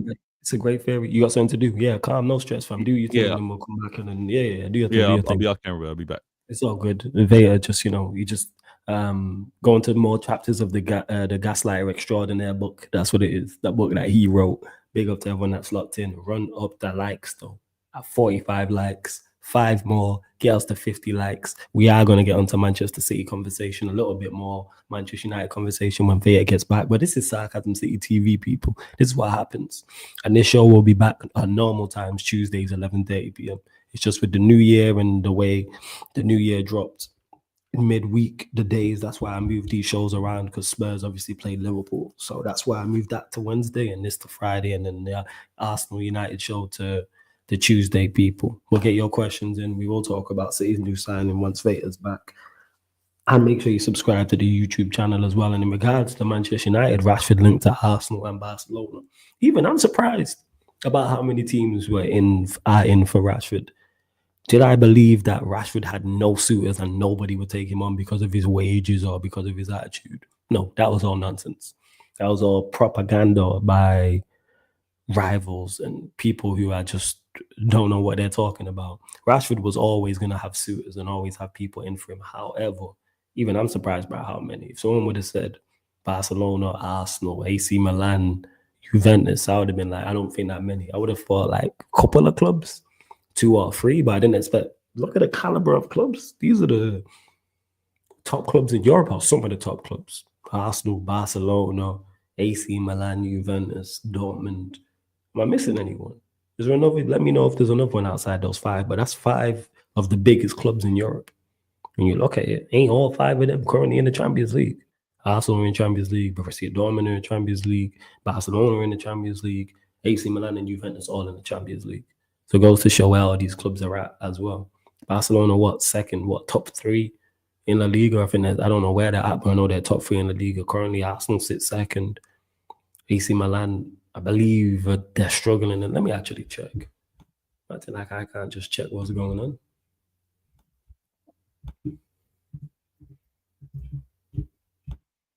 Nothing like I can't just check what is indeed going on table-wise. So yeah, you got AC Milan in 8th. So AC Milan struggling, but Juventus are 5th. So you got the 8th team in Italy currently, 5th team in Italy currently. Let me see. La Liga standings. Got Barcelona 3rd, Arsenal 2nd, etc., etc. Hey, big up to Connell says, big up Flawless, new here, but heard you with rants. Respect you as one of the best Manchester United content creators. Hey, appreciate the kind words first and foremost. Secondly, big up for finding the channel. Thirdly, big up for subscribing. And fourthly, big up for the comment as well. Appreciate it, Connell. Appreciate it. Thank you. Big up A. Solomon says, big up Flawless and Gaslighter Expert. Yeah, man, shout out to Beta. But yeah, with Rashford, all the news is good. Any news about him being closer to the exit is a great thing. And whether we Manchester United are paying 50% of his wages, whether we're paying 70%, anything, 0 to 100, anything is better than him being here, losing value, and we're paying 100% of his wages. Now, if we can get a deal for obligation to buy, that helps. Even if it's an option, maybe he raises his profile, he goes where and does well for 6 months. Then we have some form of power and negotiation. Why? Well, he's done well at Arsenal, or he's done well at Barcelona, or AC Milan, or Juventus. But I'm presuming it will be with an obligation to buy. That's just me guessing. I think the club are smart enough to go, all right, we don't want him to go make a loan move. It goes bad and then we have to take him back because then that devalues him. Yeah, obligation to buy. Reports came out about Arsenal. What was it, 20 to 21 M's? No, it was 20 to 25 million. I don't know if that's pounds or euros, but I'm with it. The fact that Arsenal got linked with him is crazy as well. But the closer he gets to the exit door, the better. I'm concerned, though, about no signings. That's what I'm concerned about. Because it's the 11th of January, as you can see, City have already got here we go. Why are we not looking at attackers? We're light in that area anyway. Because of our lack of quality, people don't talk about a lack of quantity, and I keep talking about this. Our lack of quantity is really, really concerning. You look at it, Rashford's gone, Sancho's gone. They ain't replaced either of those two. Our 10s are who? You've got Diallo, Bruno, Anthony, Eriksen, Mount. He don't play Maino there. So that's the 5. Bruno, Diallo, Mount, Eriksen, Anthony. Mount's always injured, so that's 4. He don't rate Anthony at all because he plays him wing back when he plays him. That's 3. Who was the other one I just mentioned? And he don't play Eriksen. So you're literally down to 2 10s for the rest of the season. Bear in mind, we got however many Premier League games left. 20 Premier League games left. Add in as well Europe, where we got minimum 2 games left. Then you got knockout ties. Let's say we make it through a couple rounds. That's a 4 extra games. FA Cup, we'll see. It's way too light to have 2 free 10s. Go bring someone in. Same way up top. Oh, yeah, shit, I forgot about Xerxes. Because is Xerxes a 10? He's played him 10. Is he a striker? But the point I'm making stands overall. We're light in terms of numbers. Very, very light. Big up to Warrior J says, flawless about buying their starting. Does it concern you since you already made errors in the Carabao Cup? Absolutely. Because this last game was terrible. But I expected Amorim to make changes going into this game. I already stated this. I thoroughly thought he was going to make changes regardless, because the game against Spurs, he let us all know his thoughts on domestic cups this season, why he rotated so much, and he said as much. He said, "I'm focusing on the league." I'm paraphrasing. So don't be surprised. Well, nine is not already going to start, but don't be surprised if the Lit, Mazarari, Agate, Diallo don't start. I think he's going to ring the changes. Ring the changes. By there, I think we'll start. I think the back three will be, this is what I think Amorim will play, not what I want to see. It might be Yoro, Maguire, Martinez. Probably though, that'll be the back three wing backs. For some reason, I think he goes Dalot and Malacia. I think he plays Malacia left wing back, Dalot right wing back. Midfield, I think he puts Cass out there. I think he goes Cass, Amiro, Agate, Bruno. Who plays in the 10? For some reason, I think I'll go Anthony, you know. I can see a Bruno, Anthony, Xerxes front three. That's what I think he'll go with. Which ain't the best, but it's not the worst. I can just see him ringing the changes, which leaves on the bench a Diallo to come off the bench, Maino to come off the bench, Hoyland's rubbish, he's an option off the bench. Oh, have you got Garnacho though? No, that's who we're playing the 10th. So how can I forget Garnacho? I think Garnacho gets a start. Yeah. I'll be Garnacho, Bruno, Xerxes. Forgot about Garnacho. That's how much I don't rate him that I forgot about him. I can see that, which is horrible, by the way. We just gotta hope that one or both of them have a good game. That's what we gotta hope. We gotta hope it's like that. We gotta hope it's like a natural Bruno thing where it's like against Liverpool where Bruno had a good game. We need Bruno just to have a good game. Or Garnacho just to have a good game like a one-off. Xerxes, I don't worry too much about. It's just about him getting the ball. If he gets the ball, it'll be fine. Wingbacks struggle. If it's a Casemiro and a Gate pivot, I don't worry about it, to be honest. If Maino's in there, don't really worry about it too much. The back three that I mentioned, I don't really worry about that. By in there, I am concerned. I'm very much concerned about that. Yeah, that's pretty much it. I just call you son because I don't know what that even is. But big up. He says, do you see Amorim using Anthony? No, but I'd like him to. If he's going to go, well, he'll go with wingbacks. Go Malacia and Anthony as wingbacks. Play Malacia left wingback because I don't think Dalot's going to get the joy he got against Trent, against Timber or Partey over that side. Play Malacia over that side. He played Malacia last time against Arsenal. He did all right still. He did all right. He'll be fine. It's not Saka over there. It'll probably be Martinelli. So I'd like to see play Anthony right wing back just to give us some attacking impetus over there. Because Garnacho and Bruno was 10s is horrible. Yeah, it's horrible. Oh, Jesus Christ. That is horrible. That is horrible. He used Anthony right 10 last game for the FA Cup. I'm pretty sure he did. You right. He did. Yeah, he did. So, yeah, let me actually look back at that game. The game against, it was not FA Cup. You're talking about the game against Arsenal because he came on against Arsenal, if I remember. Let me double check this. Or did he start? When we lost there 2-0 in the league. Let's find out. All right. Well, it was Malacia Dalot. See, I think he'll go that. So this was the team when we played Arsenal last. This was League on Nano, Delit, Maguire, Mazurari, Dalot, Malacia, Bruno Agate, Garnacho, Mount, Hoyland. You know what? He might go Agate, Bruno in the pivot. And then play Garnacho. He will be a 10, maybe an Anthony. Maybe a Xerxes. Does he start Hoyland? But I think he rotates, so I'll stick with it. Who came off the bench? I'm looking there. Rashford, Xerxes, Yoro, Diallo, Anthony all came off the bench because he was chasing it. Chindu, we've got to. He says there's still 3 weeks left to bring in players. Whether any of us do that, I don't know. We've got to. We've got no choice. We must. Absolutely.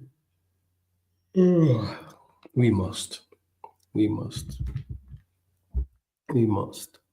Sorry, you lot as well. I'm just trying to pattern this courtside commentary podcast to NBA because this show started later. So just gotta make sure the man them is still around. If not, well, it's tomorrow. I mean, it's today, even though I was gonna say tomorrow.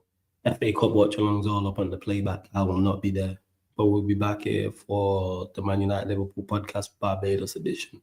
Not sure what time yet. Waiting to hear back from Barnes and Pops, but I'll pattern that for you lot 100%. And then Sunday, of course, you will get the Arsenal Manchester United watch along right here on the YouTube channel. Also, dual stream to the playback. You'll get my match reaction that I film and put out on the YouTube channel. And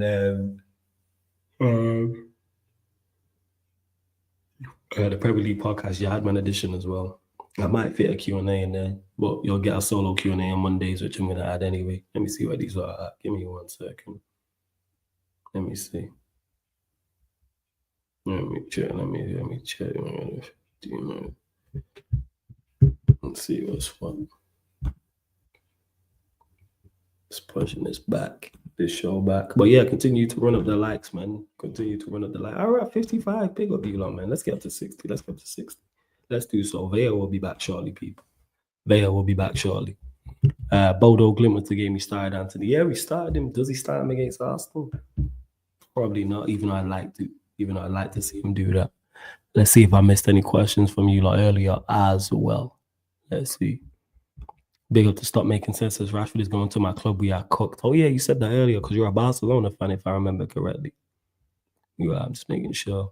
Capo says, big up Flawless. I wrote off the season. I care more about Phase 5 MCU plus Flawless. You're wrong. It's Phase 4 Marvel that stinks. Phase 5 is do Avengers and Marvel.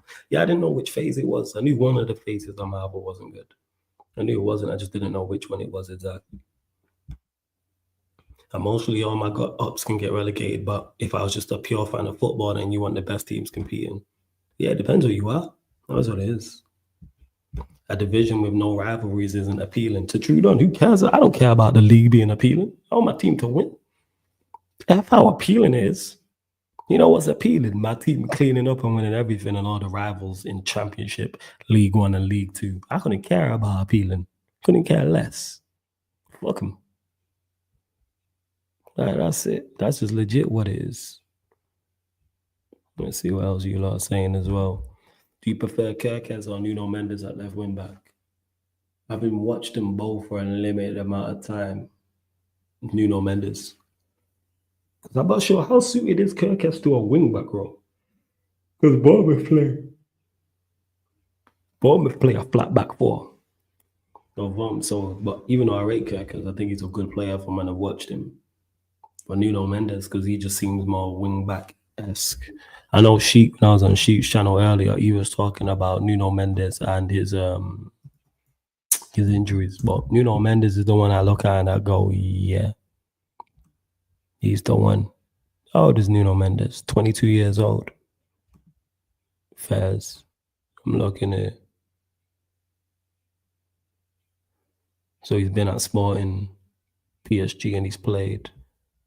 What is injury saying? Let's see. But I just like the fact we're here talking about left wing backs because we need one. Let me see injury history. Let's see if anything. I know we had a bad season in regards to it. All right, 1 second. So 22-23 season, he had a bad hamstring injury. Left him out for 287 games. But outside of that same season. Is that the same season? Yeah, that's pretty much the same season. 29th of November to the 16th of January. But other than that, he's been fine. And it was 22-23. So that means he's played 23-24. He's now playing 24-25 and it's been fine. So you hope he's put that behind him. He played that left wing back during the Euros. Okay. How did he get on? I don't remember. How did he get on? I don't remember him at all in regards to the Euros. Yeah, we legit don't. How'd he get on? Was it saying there, yeah. Because, yeah, he played for Hungary. It's saying he plays at left back. This is Wikipedia that he plays at left back or left wing back. But in regards to it, I'm unsure or like that. But he's playing well currently for Bournemouth. That's what I will say. He's playing well for them. Let's see what else you lot are saying. We need to bring in players. Chenlu, back to this. We need to bring in players. Without doubt. If we don't bring in players, we are fucked. You know what I'm saying? We are screwed if we don't bring in players. Desperately need to. Desperately need to.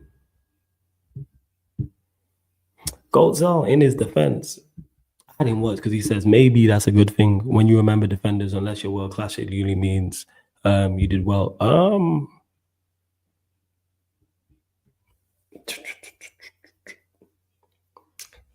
Trying to think. I didn't watch Hungary. I didn't watch their games like that. But people are talking about him now, so that's a good thing. But you're right in regards to when a defender does his job, you don't normally remember his name unless he is world class. I'm not against it. If we get Kirkes in, cool. You know, Mendes, cool. Just go get me something offensive on that left wing, from that left wing back role. That's where I'm at. That's where I'm at. We need to pattern this and get this done. How would you rate Amorim's start so far? Decent. That's what I'd say. Decent start. Results in the league, not too good. Results in Europe, very good. Overall, like implementing your style, good. Team selections mixed, but overall decent. Put it this way, there's been much more pros than cons. I've had very, very little to criticize outside of results and team selection, certain team selections. I've not complained too much about anything. Normally he's proactive with the substitutes. A couple of occasions he's not been, like the Liverpool game, but then there's other games where he's been proactive. Sometimes it's gone right, sometimes it's gone wrong. More times right than wrong, but overall, I liked what I've seen from Amorim and what he's done. And he's done everything I wanted him to do, plus more. So I don't really have no complaints, but he needs to continue to elevate, continue to learn, continue to get better. And he seems like, I keep saying this, a very, very smart individual, very, very smart manager. Because when he talks in press conferences, I'm like, yeah, what you're saying adds up and makes sense. He's very clear and very concise with his answers. You can see that like it's well thought out. He's not just saying things to say things. Yeah, Chinlu, I think that's a fair. He said I give Amorim's performance a 6 out of 10 so far. Not shit, but not great. Yeah, I think that's fair. And I think would be about taking a 6 out of 10 for a start. Yeah, I'd prefer to be sat here saying 7, 7.5 or 8. But a 6 ain't too bad considering. And I've had to readdress and reassess my thoughts on the season and the squad because I was talking ahead with Amorim. I was talking about what we can win, where we can finish in the league, Manchester United going on runs, how many goals we can score over the season in the league. We had to scratch over that. After that Newcastle game, I was like, all right, I'm going back to basics with my thought process on the team. Thought process on the team. I'm like, I'm stripping it back to basics, game by game basis. I'm not looking ahead to Southampton. I'm not looking ahead to Brighton. I'm not looking ahead to the 2 European games this season. Scratch that. Arsenal in the FA Cup. That's where I'm at. I'm not looking about what we can win or where we can finish in the league. Because I thought we were just going to do the Manchester United thing, which we've done since Fergie left. Because we have been committing football crimes for the longest and not got caught. Haven't got caught in the slightest. And I thought, we're just going to get off again. That's why I was talking about like 6th place and things of this nature. I thought, we're just going to get off again. That's what I thought. I was like, yeah, we getting off again. I didn't realize it was so dim until I've gone full screen. I should have got my ring light, but we moved. But yeah, I thought, we were just going to get off again per usual. That's what I expected us to do.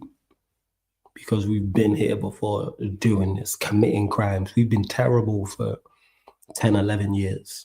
But yet, we'll pick up a FA Cup, a League Cup, a Europa League and a League Cup, reach a European final, 2nd place, 4th place, 6th place. Second best home record, for example. I'm saying great defensive record, or somebody individually would have a good season. There was always something to look at and go, well, that's a positive. That's dead and gone now. That's dead and buried.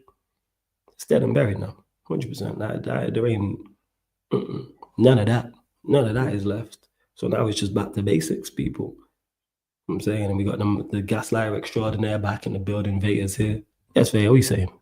Yo. So thoughts on your new signing. We'll get here. I can't pronounce his first name, so I'm not even gonna try. I probably can't even pronounce his surname, but we'll give it a go. So Khusanov to Manchester City. Here we go. Deal in place for 40 million euros, fixed fee plus add-ons.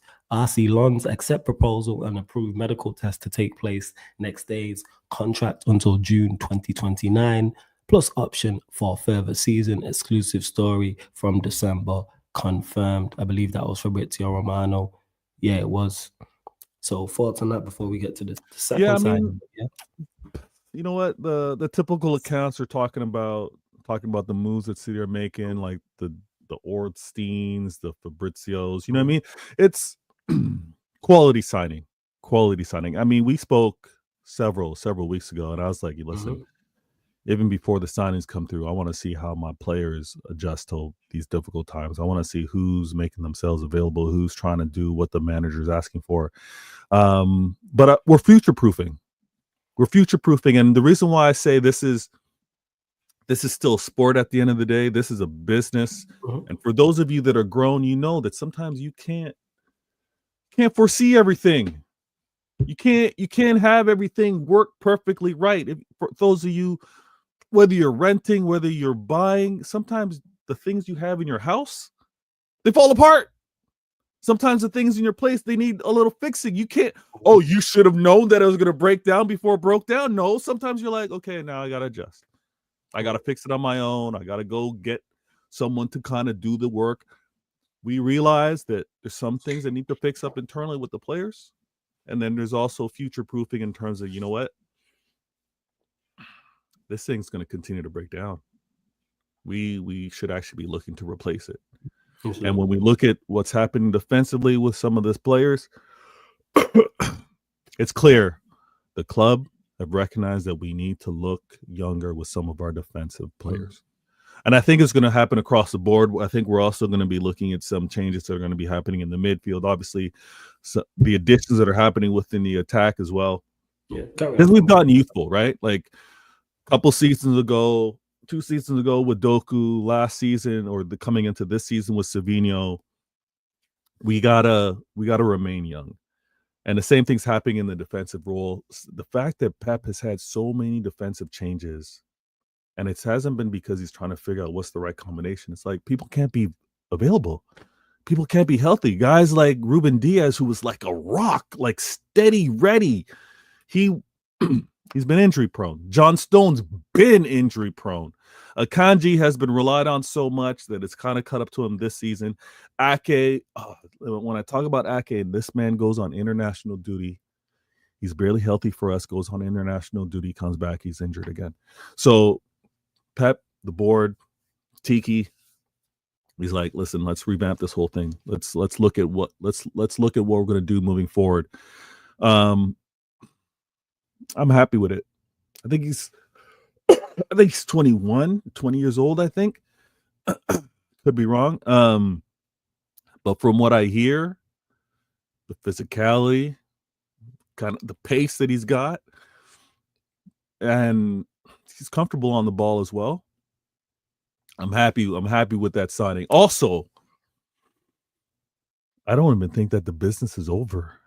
The rumors are heavy. That we're actually going for 2 center defenders. Obviously, the rumors with regards to another Egyptian player. I'll wait for when that's official. But again, this is a player that can play across the front 3, mainly as a 10.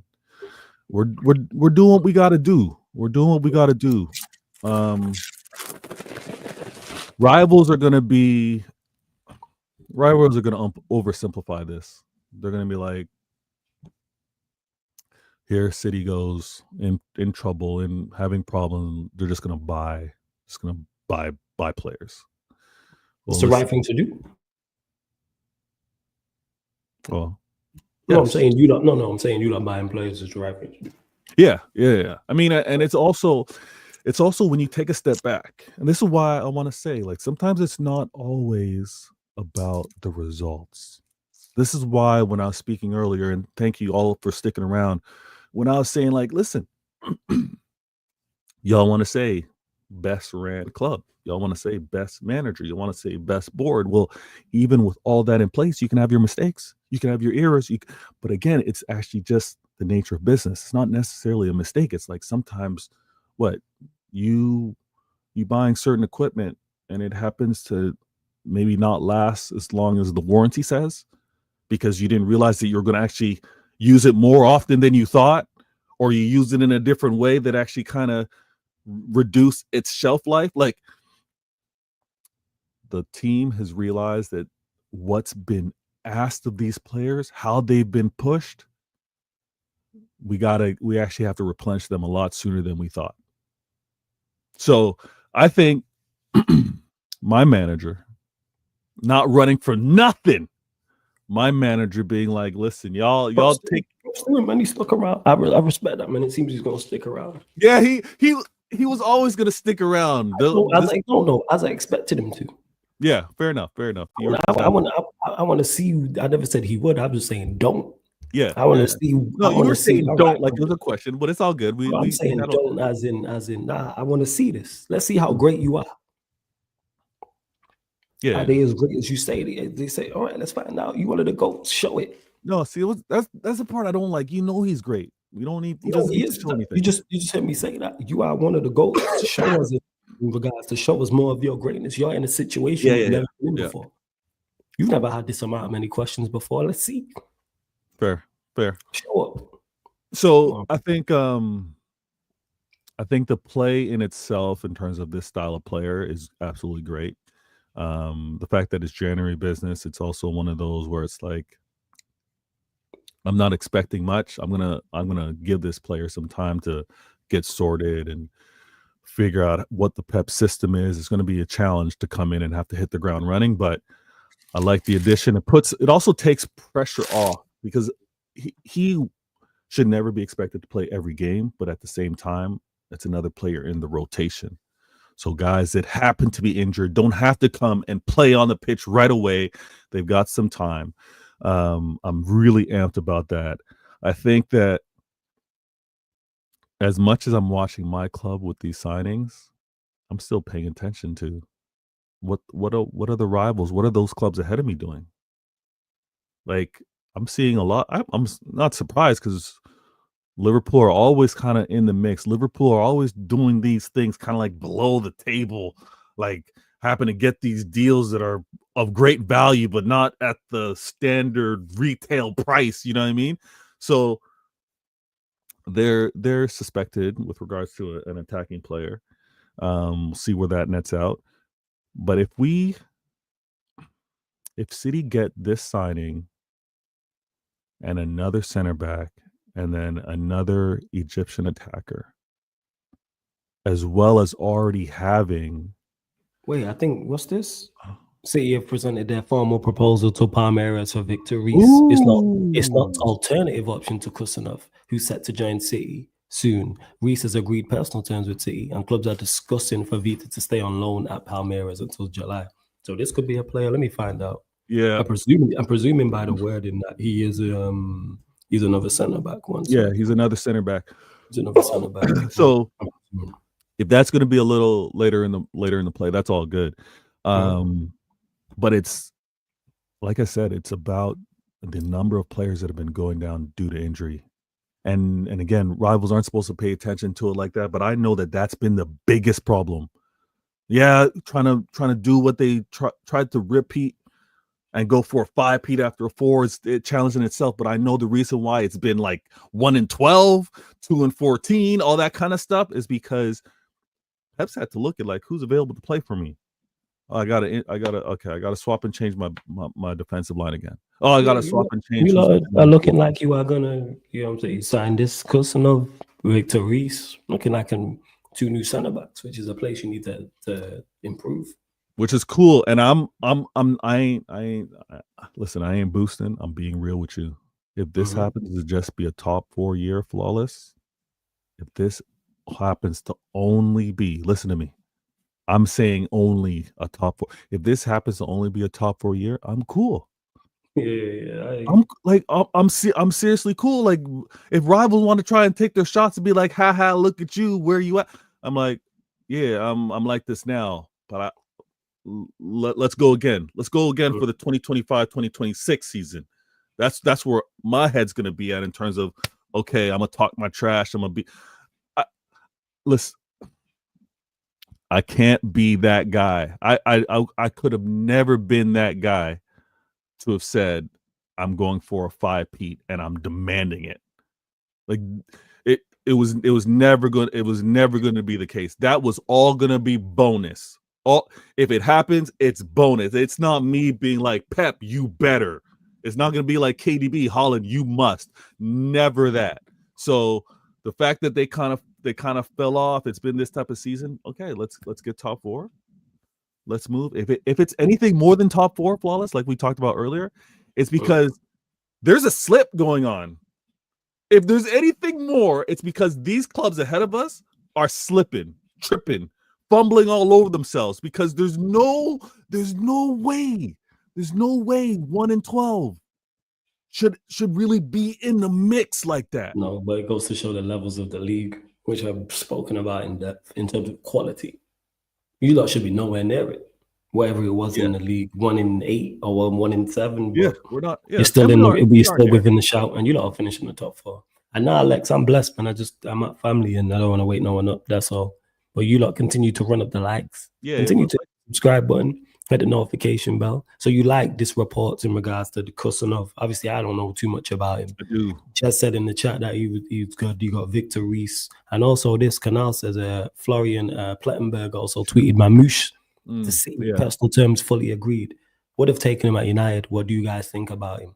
I've not watched him, but all I've heard about him is good things. Canal, what's your thoughts on this Mamouche thing? Listen. I'm liking it a little bit. There's a little Canadian connection here. I mean, he's Egyptian, you know what I mean, but via Canada.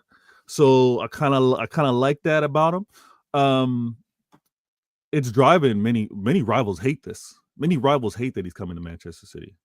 And I think it says a lot too, like how much quality he is. I think I saw of the other type top 5 leagugues, I think other than Mo Salah, he's there with goals and assists. His numbers are ridiculous in terms of goals. It's something. 13 goals in 15 games. He's got 13 and 15. That's what he's got currently. So and if he's doing that over in the Bundesliga, like, listen, it's not like there's no joke. He's legit. And again, it's going to be whether he's got 13 goals, 8 assists. That's in the league. Woo! Listen, I'm a chill. Let me wait for the here we go. Let me wait for when it's official, and then I'll go full propaganda PR. Talk about how.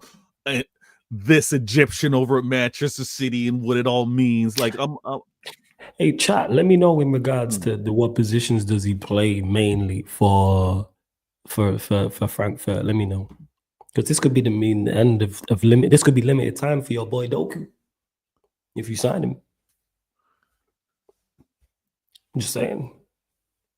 I think is he a left winger or is he a striker? People, or is he a 10? What is Mamouche? I think he's a 10. But he can play a run. He can play from the left. All right. So yeah, my point still stands then, man. Your boy Doku, limited minutes. No. Well, possibly, but again, I like that problem. I want that problem. You know what I mean? He's a striker. Man is saying across the line anywhere in the front three, so it's a mix of things. Okay. Yeah, because he ain't dropping Haaland, so he might play in the 10. No. Okay. To compete with Haaland, sure. Hey, if he's going to have that engine, if he's going to be involved in that press and being involved maybe a little more of the build-up, obviously we've seen Haaland do it. But if he wants to do that, then absolutely cool. This front three, versatility, if I'm going to have, because again, we've seen it, flawless, as much as you want to try to talk about Doku. Doku can play left, right. Doku can play on the left. Doku can play on the right. Sabinho can play on the left. Sabinho can play on the right. I got Oscar Bob coming back off of injury. Oscar Bob can play on the left, can play on the right. You know what I mean? So I'm going to have a lot of versatility. We've been seeing it. No, you're not stepping on this. We've been seeing Foden playing all across the front three. You know what I mean? And Foden can play the 10. The versatility is going to be so nice. Now, what I'm going to want, and I absolutely want this. I want the competition. I want to be like Pep just talked about it in the press conference. It's like, you know what? Grealish is not playing because he's not good enough to play right now. I got someone better, Sabinho, who's playing. If this man, Mamouche, comes through and he's going to keep a Sabinho or he's going to keep a Doku from starting because he's playing so nice, then it is what it is. Listen, Warrior, I'm chill. I'm going to wait until it's official. I'm chill. But I do like, and again, I like this more so selfishly because of my EAFC game. I like the addition of these type of players because, you know, when I got to do my 5 subs, I bring on some impact players. But if we can have that competition amongst the front three like that, I'm really happy for. And I also like the fact that when I have a player like Sabinho who just need a little bit of confidence, he just needs to see the ball go in the net. And then after that, it's off to the races, 2 assists. He's linking up with Haaland. Same thing. Everybody wants to try crash it on Doku. Hey, do your thing. The reason why I was going to interrupt is I never said Doku can't play right wing. I never said he can't play over the other side. Yeah, I would actually love it. He's right-footed, so I'd like to see Doku on that right because it might help him. What do you mean it might help him? It might help his form. I'm saying he's not been in good form since he got injured. Maybe a new role helps him. The biggest reason why his form has been like this is because of injury. I'm not going to forget his 4 assists in 1 game contribution. That quality is in this player. Now, I got Doku, Sabinho. We'll wait, Warrior. We'll wait until Mamouche is official. But if we got Mamouche, we got Oscar Bob healthy. And obviously, we got the killer up front. The killer's having, quote unquote, a poor season. And I think he's only 1 or 2 goals off top goal scorer in the Prem. Yeah, it's because it's a poor season for him. He's held to it. It's a poor season for him. But it is a amazing season for Mo Salah. You know what I mean? Like, just let's put that into context, right? Everyone's ranting and raving on how great of a season Salah's having, and he's only a couple goals up on Haaland, who's having a poor season. This guy's a shameless individual, you know. Wow. But yeah, it's one of those. I'm going to. Man said all that with a straight face. That's the craziest part, you know. Wait, what do you? It's crazy, yo. You know what I mean? Don't do that. You know exactly what I mean. Joke, man. Yeah, see this? That right there is why people call you a gaslighter. Stuff like that. But like you said, I just stated facts. I just stated the facts. No, but you stated the facts, but missed out key context. But it's Liverpool, so fuck them. I think why shameless. They got to deal with it. They got to deal with it. And I love these additions that's happening. The club continues to do business, and then I know we'll kind of break this off shortly, but yeah, of course. When it comes down to, you take a step back, you read between the lines, you look at the big picture. My club is still bringing in players, and I've got the gray cloud above my head of this 115 or 130 still looming. Yeah, some are trying to tell me that it's not supposed to be like. I don't, Flawless, I don't care. The reason why I say I don't care is because I like that my club are still going out and they're getting, these are 20-year-old, 21-year-olds. These are young players with their careers in front of them. It's the fact that they are coming to the club and this club is quote unquote getting relegated. This club is quote unquote. Unfortunately, no. See, unfortunately. So when it comes down to that, I'm really happy. Reading between the lines, seeing what it all means. I'm real cool with that. Now, I'm also gonna say this. If we happen to get 4 signings in this January transfer window, I might have a different conversation with what we're going to do this season. Obviously, I need to see them play flawless. I need to see them play. But you basically saying you think you can run down Liverpool. I get it. Only because I think Liverpool are going to move like some gal in a horror movie and look over their shoulder and trip over a branch. That's the only reason why. Yeah, man. Say, imagine they had the ownership that cared, but we move. Why do you always do that? They have ownership. Well, state says cool. They do, so they'll go out and do what needs to be done in January then to help them get over the line. This is the same ownership that went out and got Slot. No one knew about Slot. You got to give you can't pick and choose when you're going to prop up the ownership. No, I give him credit. Hey, a broken clock is right twice a day. See, that's not giving credit. Of course it is. But I give them credit. Them getting Slot. He won. Them letting Trent run down to 6 months of his contract. No good idea. Them letting Van Dijk run down to 6 months of his contract. No good idea. Them letting Mo Salah. Let him run down. You're saying that's not a good idea. Nope. It's not a good idea. You never let your assets, valuable assets, be in that predicament. What if they really only value 2 of the 3 assets? It's a problem in itself. That's a terrible miscalculation.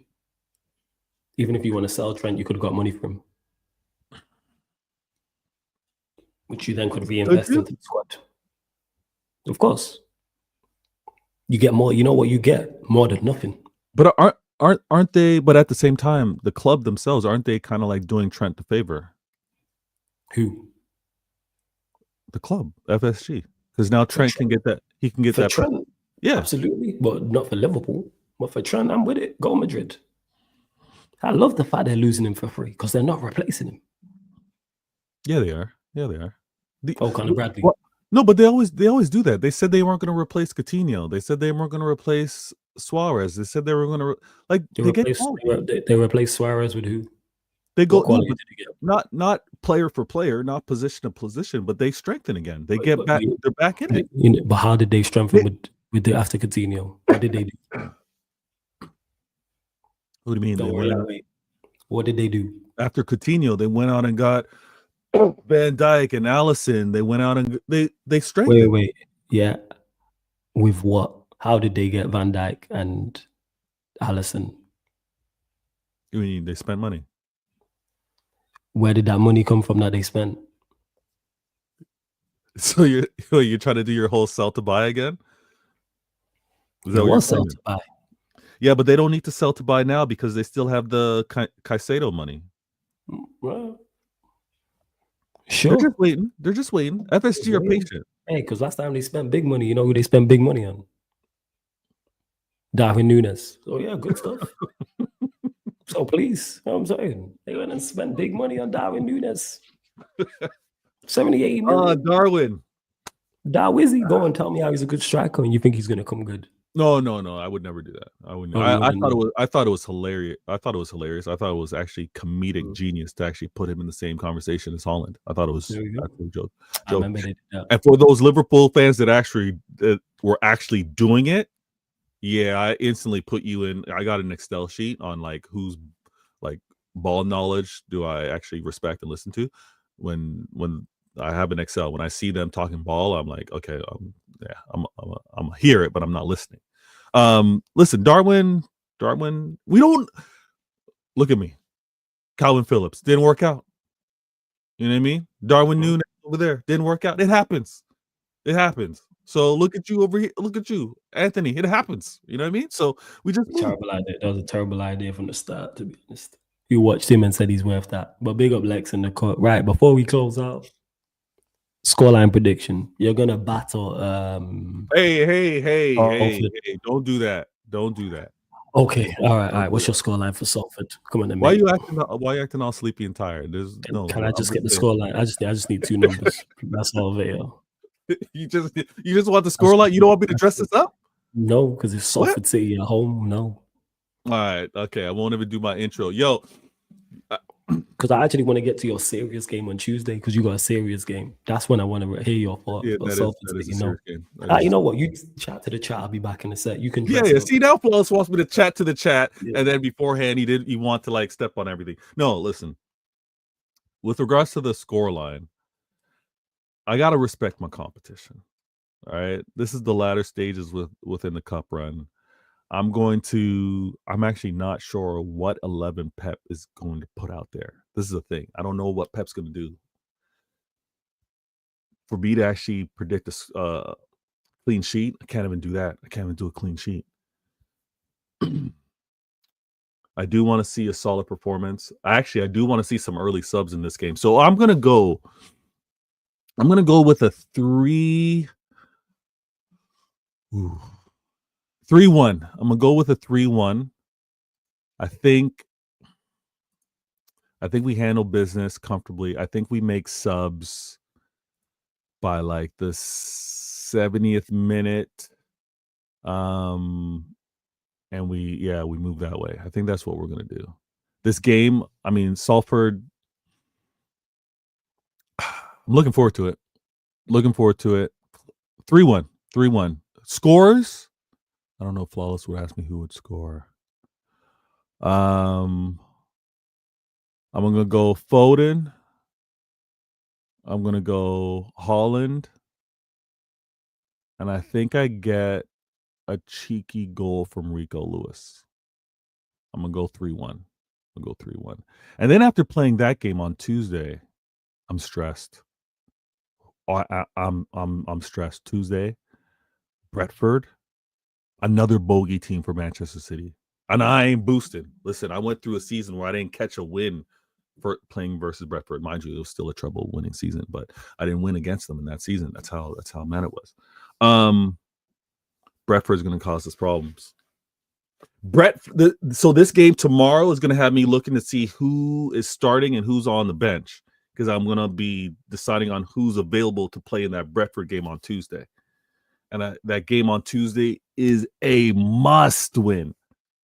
It's a must win because the conversations on a Tuesday, City winning again, hopefully, knock on wood, means we put a little pressure.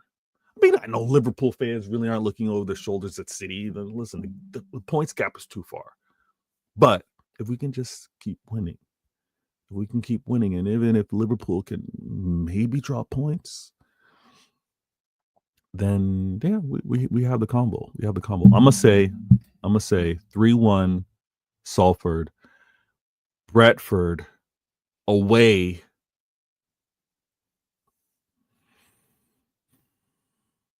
I'm not talking to you guys before then. So let me say 2-1. I'm gonna say 2-1.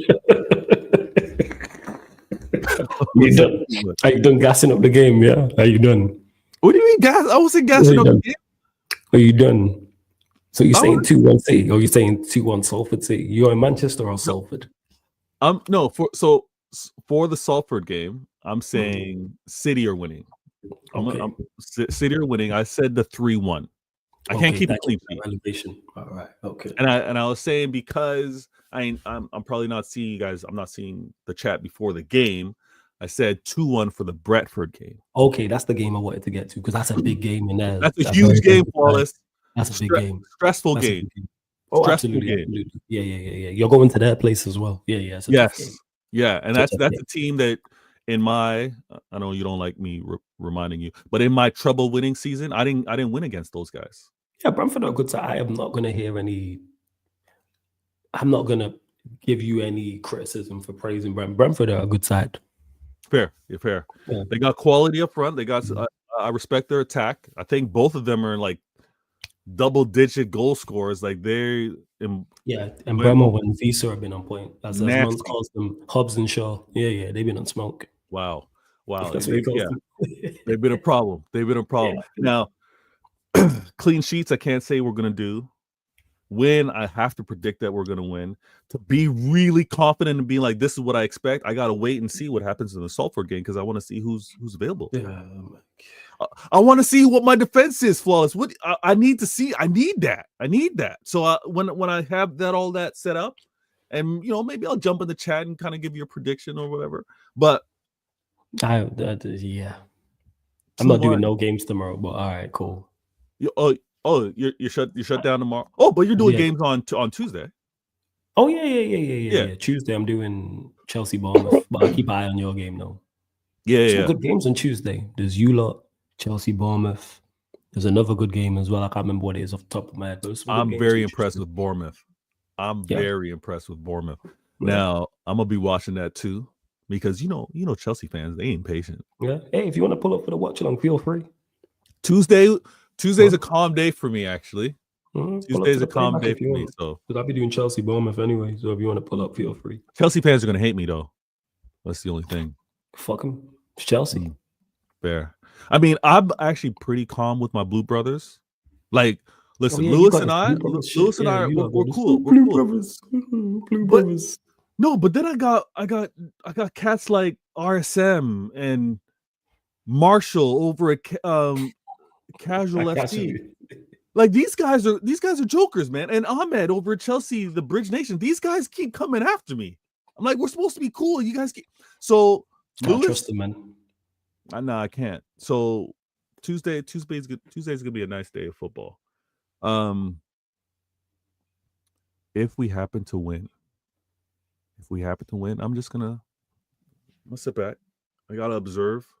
I gotta see what the rivals that happen to be ahead of me, top of the league, happen to be doing and how they speak about what's going on. That's the other game. Forest Liverpool. Woo! That's the other game on the Tuesday. I swear that's Tuesday. Let me do a check that. I swear it's Tuesday. That's gonna be a goodie.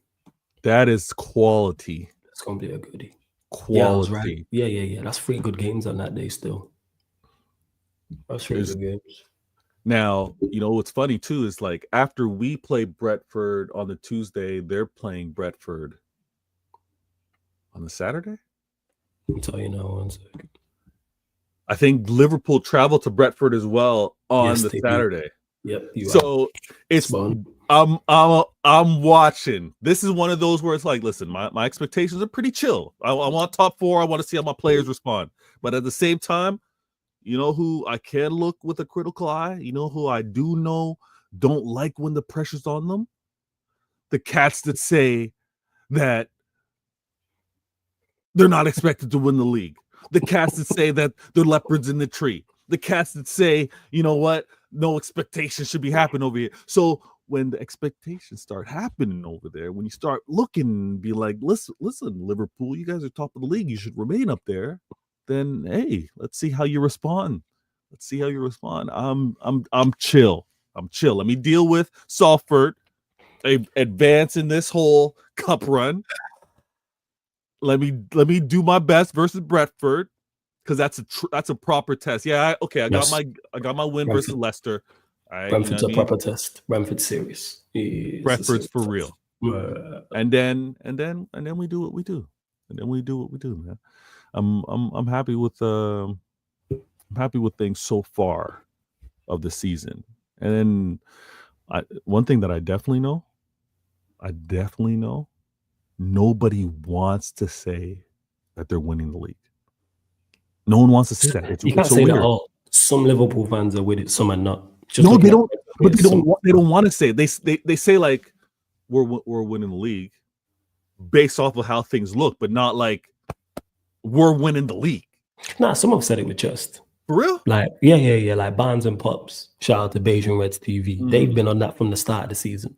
They said before a ball was kicked, they was like, we're winning the league. Dots, who's in the chat, he's a young G from over here. He's confident in Liverpool winning the league. Mons has been on it as well. There was a few, but then you got the jokers like friggin' Hassan talking about leopards in the tree and we're not favorites and all this and blah, blah, blah. Nah. Own that. Own it. Listen, they can have, if there's going to be a season where they're going to have it, they're going to win it. And this is where Flawless, we're on opposite ends when it comes down to these things, right? Well, I want to. No, I haven't even said anything. This man's laughing already. I want to play you and beat you at your best. Let's go toe to Oh, toe, no, that's mano a reasonable. mano. I thought you was gonna say some fraudulence. That's fair. That's fair. I was You know what I expecting mean? some Like, fraudulence, but that's fair. No, that's your MO. That's fair. That's fair enough. and that's what I like. You know, listen, to a man and woman, if Mm. Liverpool fans are to be real, they'd rather win this league. They'd rather be on the opposite end of this final day, winning by 1 point. Like in terms of like what it feels like when you go into a battle and you got to go to the very last effort. You know what I mean? I hear you. It's excruciating pain for the opposite, for your rivals. Or the opposite, but like that rush, like that accomplishment, like, yo, oh, I'm exhausted. Final day, like, ooh, that's different. That's different. It's the closest thing to kind of like winning it by decision. You know what I mean? It's like it's one of those. So Liverpool fans, you're running away with it. The drama quite isn't there, but trust me, you guys would prefer. And again, Liverpool fans, you guys are the best at this whole propaganda. You're the best at the whole narratives. If this happened to be a down to the wire type season, take City out of it. All right, even though we're 4-peat champions, but take City out of it. If you happen to have to go down to the wire with someone else, that storyline's epic. I already know how you Liverpool fans would go on about having to win it on the final day and how magical it was. And these players happen to play out of this. Yeah, see, that's the Disney side of things, man. Yeah. I've seen Manchester United do both. Listen, football in Manchester is different, Flawless. Football in Manchester is different. That is true.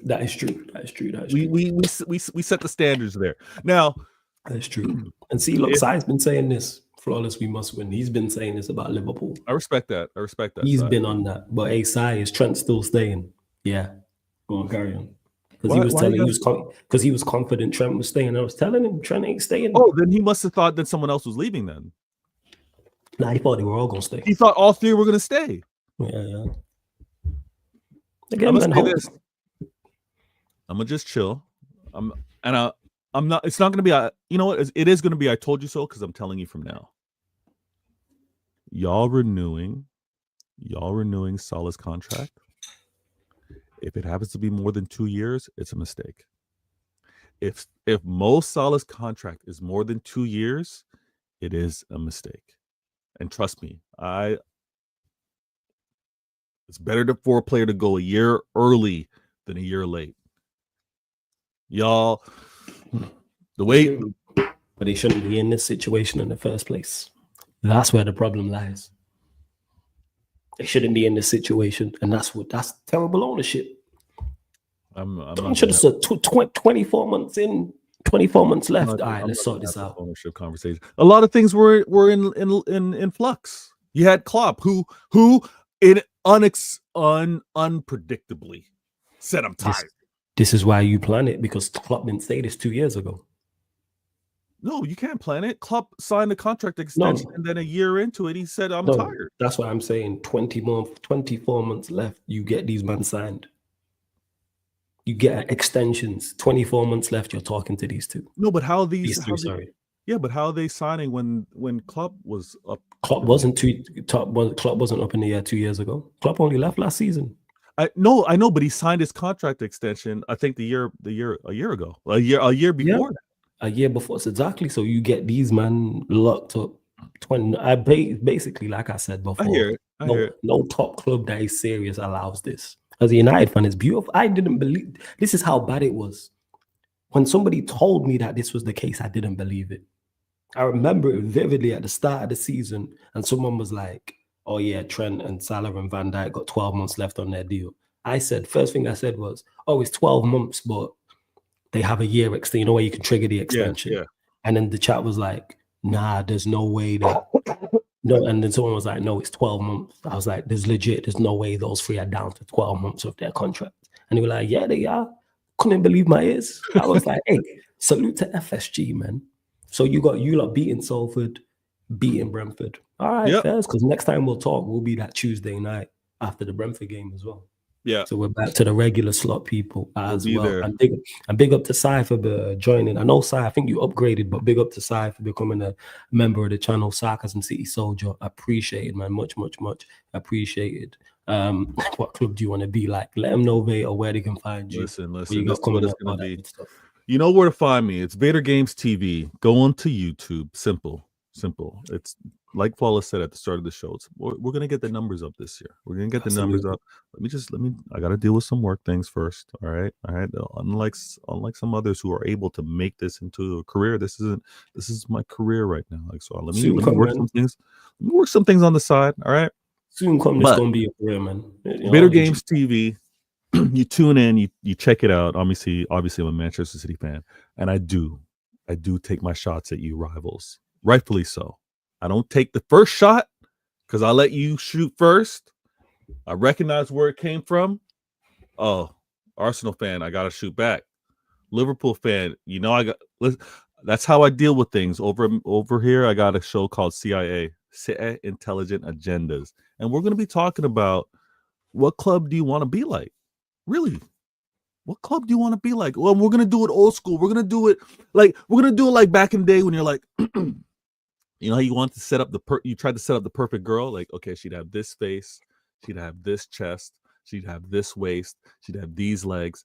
We're gonna do like that. What club do you want? You want your ownership to be like what? FSG. You want your managers to be like what? You want your scouting to be like what? You want your We're gonna do all that, and then at the same time, let's also recognize, because this is the thing that's so amazing about sport, is everyone has their plus and minuses. Everyone has their strengths and weaknesses. Everyone has, whether it's location advantages, whether it's historical advantages, whether it's financial. Hey, we're gonna break this all down, and we're gonna talk about it. Hopefully, you guys can tune in. And obviously, we're going to talk about these upcoming signings that are happening over at Manchester City. I just do what I can. I try to have conversations that I like. Yes, there's the algorithm. Yes, there's what's trending. I tend to do that when I feature on other channels to have that convo. For me, I want to know. I want to kind of have a different twist on things. So please tune in, subscribe, help support your boy, and also follow me on Twitter, because that's when you're going to know whether I'm on shows like Sarcasm City TV. If I'm also going to be over at the American Waffle, where I got to deal with I'm outnumbered over there as a Canadian, but I got to deal with those Americans and talk some football, and then featured over at Egal. Egal talks football and things of that. Oh, that's easy. You talking to a guy that's light work for you, because you just be gassing him up. You know what you're doing. That's easy. Nah, I don't do the gassing thing. I just talk ball. I bet you've told him Arteta's doing a good job and everyone's hating on him. At times when Arteta was doing a good job, I told him, yeah. See, man, I know you have. But Flawless, you can't say that Arteta's been bad all the time. No, yeah, I agree. I'm talking about more so with him. I bet you've told him, yeah, Arteta can get you over the line. Bet you've told him that, right? Yeah, but he could have. Yeah, could have, but did he? No, because he won't. Okay, but this is why we keep going back and forth, because Arteta is capable, whereas you say you don't think he is capable. Nah, Arsenal, no, he's not. Okay, well, and I've been proven right. I think currently 2-0. I'm currently 2-0 and about to be 3-0. Arteta leaves where? He's staying. Thanks to me. Thanks to Manchester City. Yeah, you lot did the business. But the point I'm making is I'm currently 2-0 and I'm going to be 3-0. And everyone said me I was hating and blah blah blah and all this rubbish. 2023, I told you like this. 24, I told you. You've been a hater for 2 years. You've been a hater for 2 years. Have I just been right? Both. No, there ain't no way. You say it in a hating way. You say it in a hating way. I say it with a joyful way. Don't get it. It's giving joy to say it. No hate. Joy. In a joyful way. Joyful.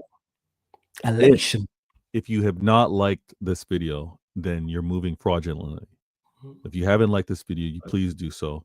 Also, make sure that you are subscribed so that you know the next time we're live. This show's mad unique.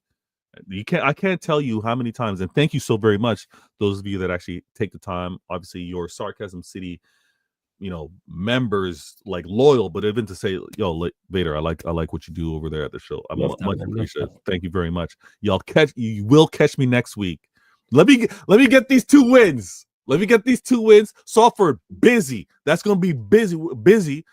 We got to stay busy. We got to get the goals up. Brentford, let's handle that business. Let's handle that business and then see how these rivals deal with pressure. See how they deal with it. Flawless, man. Appreciate for having me on. Anytime, and you lot subscribe to Veta Games TV. Get over.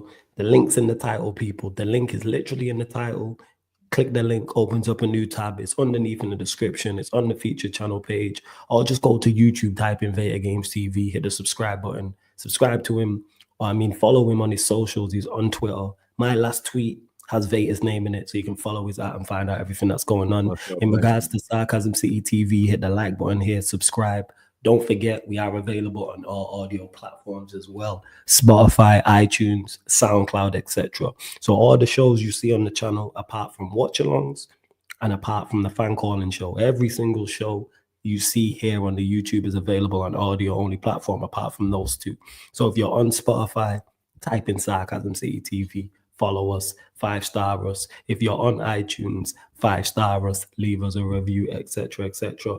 Gunner's still live, so we're gonna redirect to him as well. Man is saying King Salty right now, bro. Fire game 2. What's going on?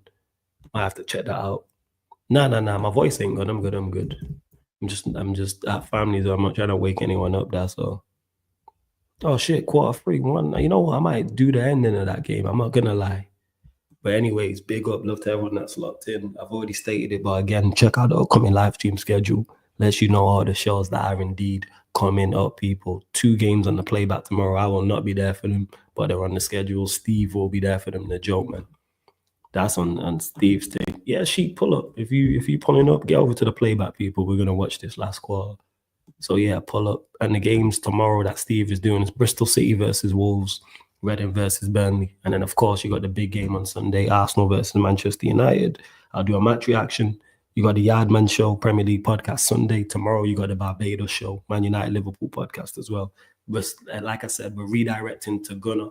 Type in Sarcasm City TV raid. And this has been the Manchester United, Manchester City podcast, Mandem United podcast meets the Mandem City podcast live on the Sarcasm City TV YouTube. Thank you very much for tuning in.